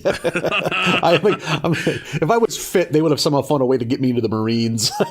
I mean, easily brainwashed if I'm given some kind of approval. Not me. I didn't have it. Still don't. I'm still not like mean-spirited or aggressive. One of my best friends growing up later in high school, his first interaction with me was me going into the outfield to chew his ass because he wasn't trying hard enough in right field. It's like this fat kid with a Wayne's World hat came out of nowhere and chewed my ass for like 10 minutes. Like, dude, that was me. Jesus. And I can't imagine caring that much about a high school sport. Oh my God, yeah. Like but I'm not a bad loser. I will give myself that. Because I've lost so much. You got practice. Yeah. Or I was like in little kid baseball, like 1st through 3rd grade in my town.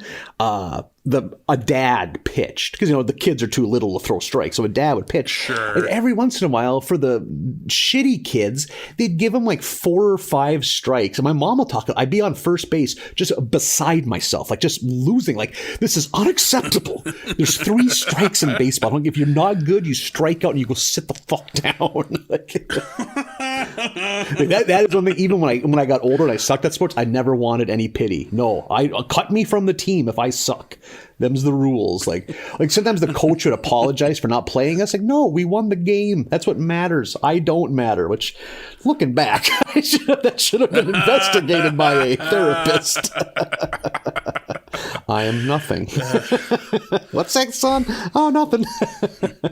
It doesn't matter what happens to me as long as other people do good. Yeah. Like, that's your whole mantra from then on.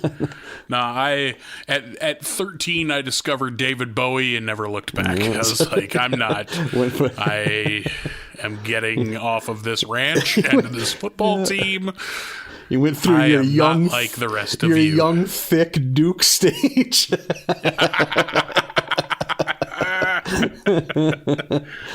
But it was not a phase. I think I would have enjoyed football if I would have had a coach like Ned Flanders. He's a very good football coach. He's very nice. Seems to be a good coach. Yeah, very nice to these young boys. They win their first couple of games mostly almost exclusively just because of Nelson. Yeah. Like, Nelson is a powerhouse. I love the play where he's like, okay, Bart, you're going to block for me. And he just grabs Bart by the back of his collar and holds him out and stiff arms people with Bart. He's just using Bart as a weapon, which I thought was very funny. I had a friend that basically had that happen to him his first snap in a varsity game. He was a fullback, and he's like, holy shit, this is it. And he's a freshman, so he was like, this is a big moment for him. And it was like end around, not an end around, but like a kind of a sweep running play. So they have to go outside. He's just, just running as hard as he can. He's the fullback. He's like ready to block. He feels a hand grab the back of his jersey. It was the running back. It was a senior. And he was really fucking good, really strong. And the senior just flung him at an oncoming defensive player. And my friend like broke into like 15 pieces. But hey, he stopped that guy. Yep. Made the block. That's what matters. Yeah. I was literally airborne. Oh, fuck. Our football teams were just a comical travesty of errors. We didn't have nearly enough Dakota thickies. We were not a football just a town. Bunch of little kids out there playing. Yeah, just never was a football town. Never has been. It's weird. We're a winter sports town, basketball and hockey. And I mean, we're hit and miss on them. We're a drinking town. like we're a good time town. So are we, I think football was as popular as it was where I grew up just because it was one more thing that all the dads could yell at their sons about. There's definitely football towns in North Dakota. Like that's their kind of hang their hat on sport, like. Yeah. Got those big corn-fed boys pressing up against each other. Yeah, not weird at all. Yeah. And my God, Homer is just what you picture for a shithead dad in the stands, just riding the coach, even though he could not do any better himself. Yeah, just hounding fucking Flanders the entire time about what a horrible coach he is. Eventually throws a beer can at Flanders, and that's enough. Yeah. Ned's had enough, and I like that we get like mean snarling Ned here, which we don't see. I wish Ned would have thrown some punches. That's what Homer needed, an ass kicking from Ned. Pull his shirt up, give him a couple hockey punches. Yeah. But instead, he just hands Homer the clipboard and the hat and is just like, here, you do better. So now Homer's the coach. We get a flashback to Homer being in high school and being on the gymnastics team and how horrible Abe was as a sports parent. And Homer doing that floor routine in gymnastics was pretty amusing. And Abe the whole time is just like, you're going to mess it up because you're awful and you suck at things. And then Homer fails and Abe is like the last little dagger when Abe is like, that's what I get for having faith in you, and walks away. I was like, hoo boy. I like that the rest of this episode, Homer is wearing the Vince Lombardi fedora. I thought that was a fun little accessory for him. Homer shows up to practice, cuts a bunch of kids, and makes Bart the quarterback. Just immediately playing favorites. And Bart does not want it. Awful. Bart doesn't want the preferential treatment. He doesn't want to be the quarterback. He wants Nelson to be the quarterback because Nelson's good. Yep. And so Bart's stuck in this precarious position of not being able to quit and let down Homer, but also not wanting to be the star player like Homer insists he is, because Bart also knows that he sucks. Yep. That he's not the right person for the position. And the other people on the team are pissed at him. Yeah, they're not throw. I like when they throw him in the mud after one of the games. Yeah. They show Bart practicing in the backyard. He can't throw a football through the tire swing to save his life. Which is like 6 feet away from him. That's troubling. He could reach out and touch the tire, but he can't throw a ball through it. Yeah. Which I don't really blame him. I can't throw a football very well. I can throw a baseball and I can pass a basketball. See, basketball's but I throw in a baseball even. There's a reason I always played first base because I have no depth perception. So I'm a hideous outfielder. And if I do get the ball, you got two options. You got it accurate or you got it hard. You're not getting both. So I either got to lope it to you and get it there, or I rifle it and we'll see where it goes. Man, no, you're colorblind and you have no depth perception. And nearly blind too. Did you ever go to an eye doctor in your youth? Far too much. It has taken an army of eye doctors to get me to this level. I once was playing football with my brother and my nephew, who was probably like 6 or 7. And after I left, my nephew asked if there was like something wrong with me for how I threw the football. Holy shit. Like, did Uncle Nathan have a bad car accident? Like, nope. Your nephew thinks you have a medical condition because of how you throw. Yeah. So I got that going for me. Holy shit. Good times. Joe Namath shows up because his car broke down. And I love this interaction because he's like, he goes up and Bart's like, I'm the quarterback and I need some advice. You got to help me. And Joe Namath is like, there's only one thing you need to know. And then his wife yells that she has fixed the car. And he's like, and don't forget that. Yeah, and he leaves. It's just vapor lock. That vapor lock PSA at the end of this episode was by far the biggest laugh I got. And what was a fairly subpar episode for laughs. Like that PSA was great. I don't think I've ever had a vehicle vapor. Oh, I have a couple times in me. the winter. Like your gas caps, like something got too much air in it, and it'll just trip a check engine. I've never had a car shut down, but I've had check engine lights pop on because of it. So Bart gets zero advice from Joe Namath, and he shows up to the next game fake injured. Yeah. He's like on crutches and tells Homer he, quote, got hit by a couple of cars, which I thought was a great excuse. And Homer is like, well, then we forfeit, which outrages all of the players. Should. Yeah, like, well, if Bart can't play, then we're forfeiting. Jesus Christ, Homer. And Bart, like, casts aside all the fake bandages and quits, because, frankly, that's fucking outrageous. Mm-hmm. The next game, they're playing Marlin, and we get King of the Hill in the stands. Yeah. Which, I was like, King of the Hill family is in the stands, but, like, Bobby is there, so he's not playing. So they traveled just to watch the game? A little kid football game that their little kid isn't playing in. Right. And Hank even comments like, well, really? We drove 2,000 miles for this? And that's it. We're done with King of the Hill then. But I immediately was like, wait, Bobby's there, which means he's not playing. Why are you here? Yep. But it was cool to see them anyway. Nice, fun little guest appearance from the King of the Hill crowd. And it isn't really forced upon us. It's pretty quick. Might be just stepping on toes. I do like when Bart is very salty about how Homer's handling all of it, and Homer's salty about Bart quitting the football team, and they're in the dining room eating.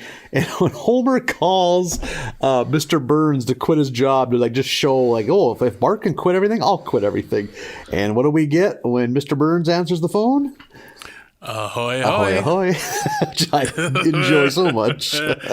I loved it. Also, outside of him being one of the ghouls in the treehouse episode for a second, the only appearance of Mr. Burns in this whole batch.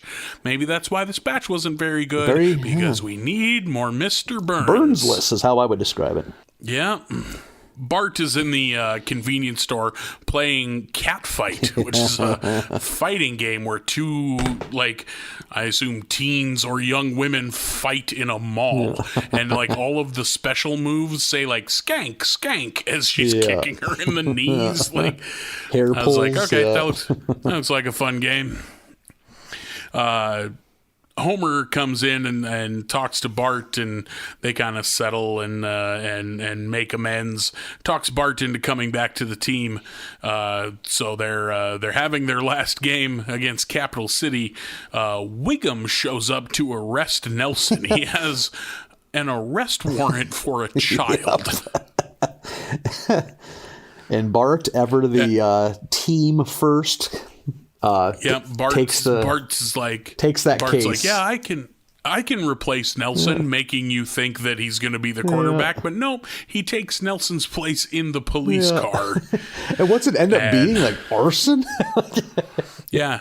Turns out he's under arrest for breaking and entering an arson. Like, not some fun crime, but like a real like one. Petty vandalism, Yeah. And then, as Wiggum drives him off into the sunset, there we get Joe Namath doing a PSA about vapor lock. That was the best part of what I thought was a pretty mediocre episode. Oh, the number 3 cause of all vehicle stalls. Yeah. I thought that was a fun ending. I won't call it one of the best or anything, but I didn't have any beef with that episode, which is kind of my opinion of all 5 of these. Like, yeah, these are all good. I find the next one, I guess this would be episode 8. I think this was my favorite of the bunch. Like, I got a couple laughs out of it, like out loud laughs that were pretty good. Like, so I think it ended on the highest note, but I just feel like there's been weeks that this would have been the worst of the 5, and this time it's the best. So that worries me. But hey, sure, we're gonna get through it together, Marlin. We're gonna get through. Yeah, we're not going anywhere. I'm trapped in a basement. You're trapped in an apartment, waiting for the COVID or failing health to take us. So the next episode 8, the final of the batch is, oh boy, this is the two Mrs. Nahasip Metallitonalon Mazans. You want to give it a try, Marlin? No, I was so happy when this was going to be yours. So, Nahasipima Pedalons. I think that's closer. I thought I had this earlier. Petal. It's Apu's last name. Yes, the two Mrs. Apu's. The Pelotons, like the Pelotons. Yes, they are. Yeah. Computerized bicycles is what this episode's about. Nahasipima Pedalons. There you go. Nailed it. I'm pretty Stuck sure. That landing. I'll cut out all those ones you messed up, and we'll just put that one So in this episode starts with a charity bachelor auction, which, Marlin, is this yet another thing that only happens on TV shows? I've never seen a bachelor auction. In real life. Never once have I either. And this is a great opening scene because it's just all of the Springfield male duds. It starts with Barney getting 0 bids, and he just herded into a reject area, which is still on the stage so they could see them. Yeah. There's no reason for that area to exist. They should be able to go sit down. You can tell that a lot of time has passed. They finally bring out Mo, and they don't even let him stop. They just keep here's Mo. Doesn't break stride. Yeah, and they just keep herding him right to the reject pile. There's and Mo even mentions once he's in that corral, just like, why do we have to stand here? This is humiliating. It's like him, comic book guy, Barney, Disco Stew, Millhouse's dad. There's a couple other. The sea captain is also. He's kind of sad about it. The single men in Springfield. Apparently, the pickings is not great. Yeah. And even Marge, or at least, is like, aren't there any good eligible bachelors in Springfield? And that's when Marge gets the idea. Well, hell, there's Apu right in front of us, and Apu does not want to be auctioned off, but Marge. Apparently she really likes this charity, and she stands up and interrupts Krusty, who was singing like a end of the show medley. Yeah. Interrupts him. Hey, we got one more bachelor left. And a very nervous Apu stands up, and Marge cajoles him to tell a little about himself. He's like, I have a doctorate degree and whatever, and I am a small business owner. And I think his other line is, I like to build furniture and then discuss where we should put it in the room. And women likey what they see, and they are bidding up, and like 5 women go in on it together. It's like $900 some to date Apu. And my God, dude, I love the fact that Apu drives a Trans Am. I think it's came up before. Yep. Apu's Trans Am is rad. Yeah. He takes out, I think it's Lisa's teacher first. Yeah, Ms. Hoover. Yeah, he won a gargantuan panda at the fair or the carnival, and she is very smitten. Like the Target shooting. Yeah, he's like, every Quickie Mart employee has to be a good marksman, and very seductively dressed for a first date. Didn't notice that. And then he goes to pick up Millhouse's mom, who's wearing like a frilly little dress, and she's dancing as she leaves, like hopping and skipping because she's so excited to go out with Apu. So.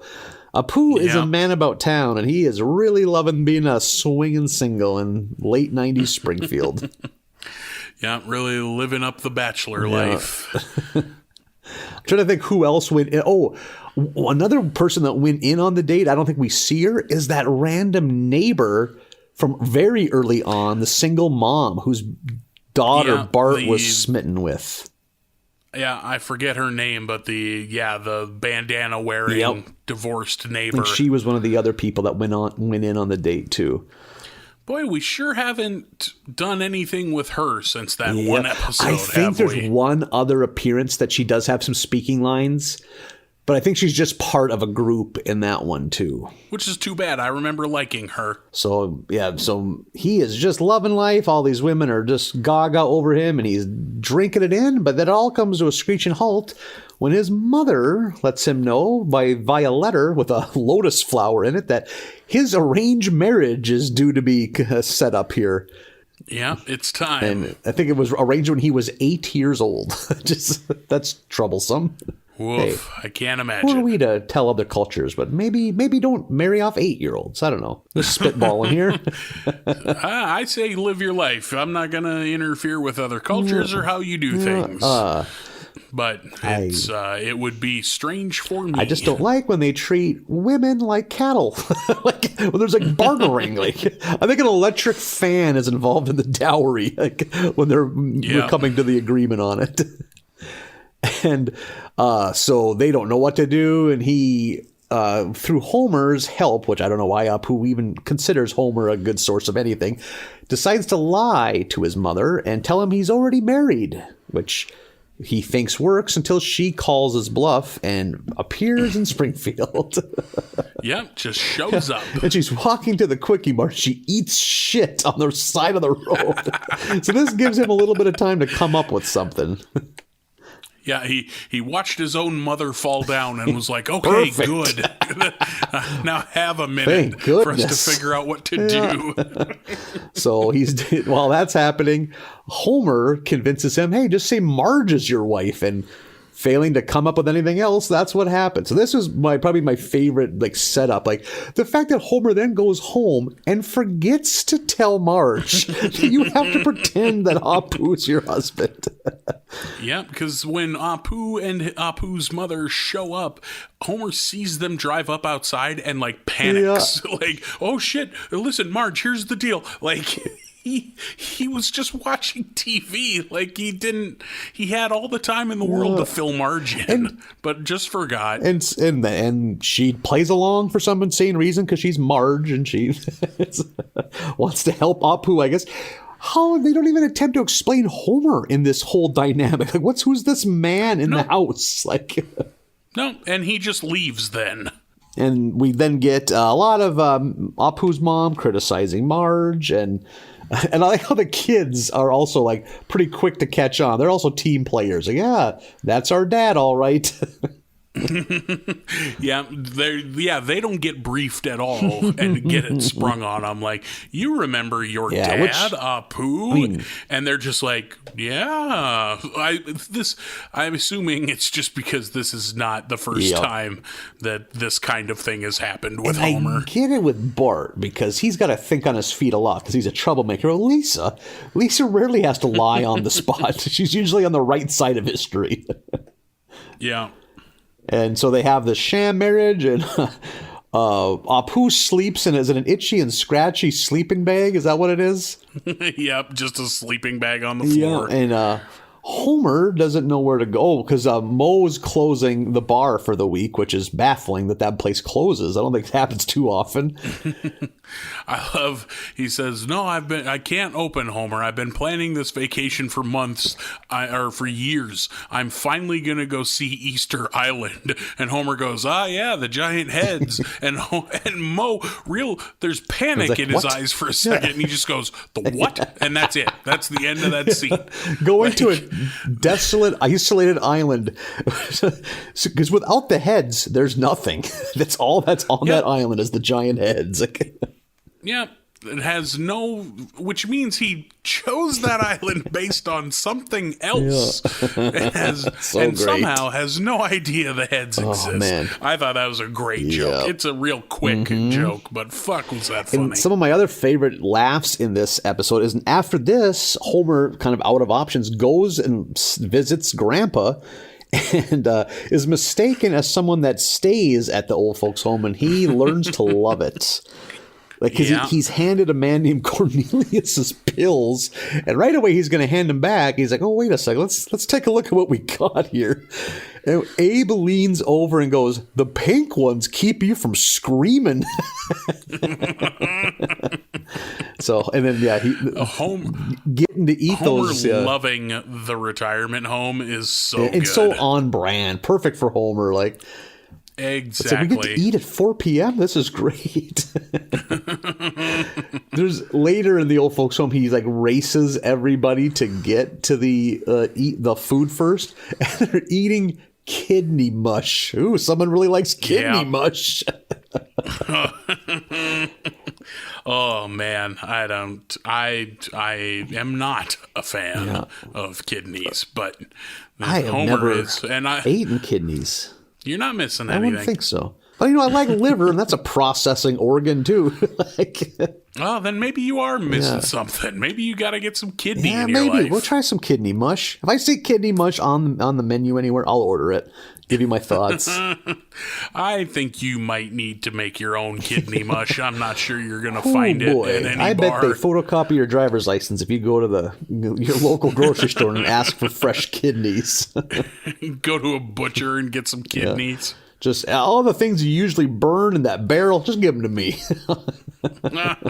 You got any discard parts in there? I'll just take a look through those, see what I want to keep. Can I dig through your awful pile?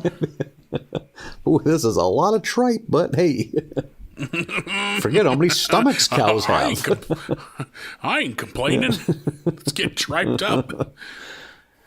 One thing I like, we do see inside the bar later on, I love the two barflies that never talk. The one has a hat. I think the other one's bald. Yep.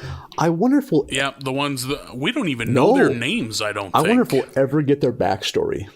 I'd be curious. I want to know more about those, because we always get, Barney and Homer, and sometimes Lenny and there. Carl, yep. And, yeah. But they're always... they are early on. I think they're like season 1. They've been there the whole time. Yeah, and we don't know anything about them, so I would like to someday. Yeah.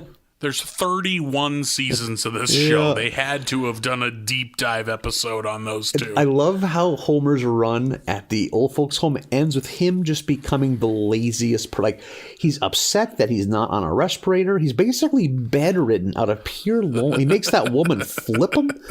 Then the actual Cornelius shows up. He's like, "Yeah, I was checked in and I broke loose and went on quite the bender." That's good for Cornelius. Good for him. Homer's drinking fucking liquefied Lay's potato chips out of an IV bag. Oh God. Oh man, yeah. Right away, I was like, is he drinking saline solution? And then he's like, no, liquefied potato chips. I think that's worse than saline solution. Like, yep. Oh, yeah. Agreed. But so Homer has to go back home now. So he's in bed with Marge because that's where he lives. But Mrs. Because she's about ready to leave. So they almost pulled it off. But then Mrs. or Apu's mom walks in to check on things and sees... I was wondering what you were going to do with that. Sees Apu sleeping on the floor with that random man in bed with his wife. So he's still trying to lie his way through it. But then finally it's like, what are you doing, dude? Just fess up. He gives the meekest little, like, Marge, how could you? Yeah, so well done, yeah. And... then he's basically just accepting his fate and that arranged marriage is gonna happen. And it's happening at the Simpson household, which makes sense. Why not? And the list of things they need are pretty great. So, well, we have the wine glasses, but we don't have an elephant. We don't have a fire pit. We don't have, was it 6 castrati? And I forget who it is, but somebody's like, I don't even know what that is. And Marge is like, me neither, but I bet it's spicy. Yeah. Like, she's it's like a chip dip or something. And so the marriage happens, and they got everything set up, and Apu is very nervous and not looking forward to it. And man, one thing I thought about this is, holy shit, do we need to spice up Midwestern marriages? How much would you like to have a giant fire cauldron? People getting brought up to the altar on a fucking elephant? I had the same fucking thought, man. I was like, boy, are these fucking Christian weddings I've been to are boring. Yeah. I've only been to a handful of secular weddings, but boy, they got things figured out. Just, hey, here's a guy we know. He's going to say a few jokes, and then we're going to get drunk. Yeah, I've been to a couple, like non-religious wedding ceremonies, and I'm like, wait, why aren't we all doing this? This is fun. We didn't have to be in a church. Yeah, this guy's only a priest according to the internet, and we're going to get to the party. Yeah, let's do it. But the bride is brought up, and Apu meets the bride, and she's a very pretty lady, and they're catching up. They really seem to hit it off. And Apu's still, though, I don't want to marry a stranger, which, hey, Apu, can't blame you. And they kind of just come to an agreement, they kind of have a little bit of time to discuss this, because Homer is dressed up like one of the Hindu gods, the elephant with all the arms. And I have written here, Homer in the Ganesh costume. I like how he's chased up a tree, and they're like poking him with a get and you see a little Indian girl in Millhouse throwing rocks at him. And he's like, we get whimpering Homer, which I always like when he shows up. Big fan. And they decide, hey, why not try it? We can always get a divorce. And it's like Apu's. That's like USA. I think her name is Manjula. I think it's something like that, or Manjula. That sounds right. So they are a husband and wife, and that's kind of how it is. That was a fun episode. I dug that one quite a bit. I love an Apu-centric. They're so rare. I like them. Yeah. I know they got a lot of heat for the fact that, what's his name? Hank Azaria is white and he's doing an Indian character, but he's so good at it. He's so good at the emotions and stuff with Apu. Apu seems like a real fleshed out character when we get these full episodes of him. Yeah, I do understand the problems people have with Apu. And I can't I don't have the perspective of an Indian or Indian American person and how that hits their ear. I can only speak to my own, and I'm like, yeah, I like Apu. Yeah, but I get it. But yeah, and Hank Azaria. What other big voices does Hank Azaria do? Because I think he does a few characters on this show. But is he Dr. Nick? I have no idea. I'm just shocked. I think I read somewhere that Hank Azaria does a handful of reoccurring characers. But yeah, I think this was definitely the best of the bunch. Yes, I think so too. I think of this batch, that was probably the strongest one. I like the Lisa one because I like a Lisa one. But I thought just middle of the road episodes, just 5 out of 10 all the way across. You know what I mean? These are fine. Couple good jokes here and there. The Apu one I do think is the standout. Yeah. Oh, if you're curious, Hank Azaria does the voices of Moe Slislak, Chief Wiggum, Comic Book Guy, Snake, and he formerly did Lou. Was Lou the? Oh no, that's Fat Tony. Fat Tony's that's the main mafia guy. But he also did Apu. Carl Carlson, I'm not even sure who that is, and Bumblebee. That's Carl of Lenny and Carl. Oh, no kidding. Jesus, Hank Azaria covered a lot of ground on this show. And he also even did Bumblebee about Man. Fucking range. Yeah. Oh, Bumblebee guy, yeah. That's just strictly speaking from a voice actor perspective, that's very talented. Yeah, no kidding. What would Hank Azaria's best known acting role have been? Besides voice acting. Jesus. Mystery Men? You know what? Probably. But he has had a lot of different, in the late 90s, early 2000s, he was in a lot of movies, just stuff I hadn't seen. He's in that flop late 90s Godzilla movie. I didn't know that. Oh, yeah. He's the cameraman. God, that movie sucks. But yes, he's the cameraman in that movie. He gets stepped on, if I'm not mistaken. Oh, no kidding. Spoiler alert. And he was also had a reoccurring role in Friends and a reoccurring role on Mad About You, which makes sense because he was married to Helen Hunt. Oh, okay. Look at that. Doing a little Hank Azaria deep dive. He's in Birdcage. Oh, that's on a movie I've never seen, but I think is supposed to be good. I'm guessing Hank Azaria does quite well on Simpsons residuals. Yes, I'm positive Hank Azaria is doing just getting fine. That Simpsons check. God, there has got to be something so satisfying about getting a monthly payment for work you did in 1992. Oh my God, that is right? the dream, just to get on a sitcom that somehow can chug along long enough to get to syndication so you get paid for it for the rest of your life. That's gotta feel good. Just like having like a bit role on a sitcom like Wings, which was fine. I like Wings, but like not groundbreaking TV, but it was good and it lasted a long time. And they're showing reruns of that in Indonesia or God knows where. And you're getting paid for that. God bless it. I love it. Let's get on a sitcom, Marlin. All right. There is I think that's easy to do. There's not a a million people trying to do the same thing gatekeepers right in Hollywood. now. What? I think there is a shocking underrepresentation of fatties in the Big Bang Theory nerd lineup. Because they're all like fit. They're too fit for nerds. Like, Jesus, have some commit to the character. I think you and I could have our own show. Oh, boy. I don't know what it would be, but I think we could handle a sitcom. Yeah, I think it would delve into like dramedy pretty quick. just our existence. Yeah, there's a lot of good chuckles in there, but like there's a lot of like the sad episodes of Scrubs. Yeah, like, we'd have to have a wacky neighbor. You know that episode of Scrubs where Brendan Fraser dies of leukemia? Yeah, it's like 80% that. Yeah, but hey, but we'll be critical darlings, even though we're not popular. Their ratio of chuckles to not is fucked. So yeah, that was a troublesome batch. Let's hope it's just a lull. We get some more good ones here.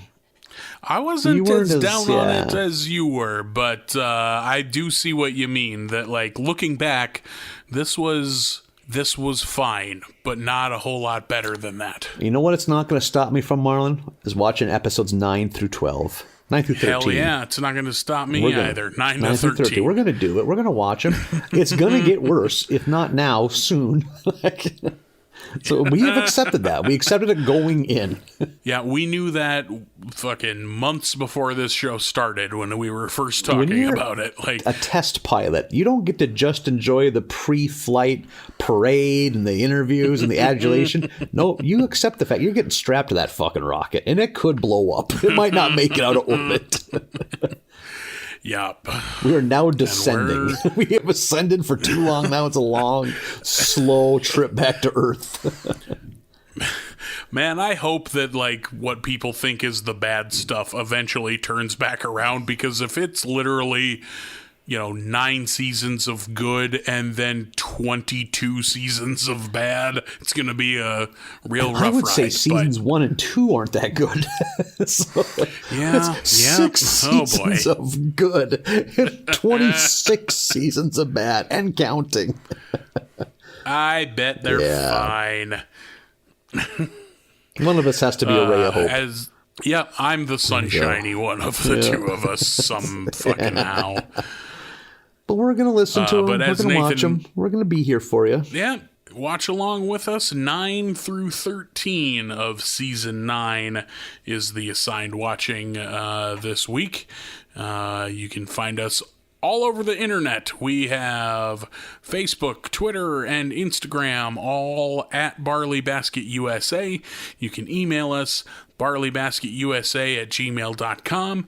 And now, due to popular demand, you can find us on YouTube as well.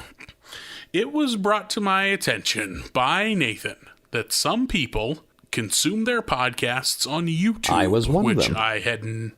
I had never once considered, but that's apparently a real thing. Some of us are scared by the phrase download. We don't know what it means. We don't know where it goes once it's downloaded.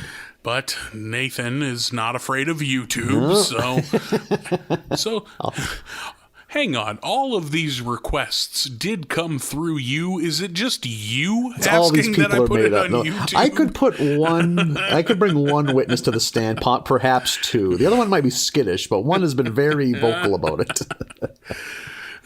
In my mind, it's just now coming to light that it's just it's for all you. The mannequins you want to listen to the show. I've built a pretend life around in this basement.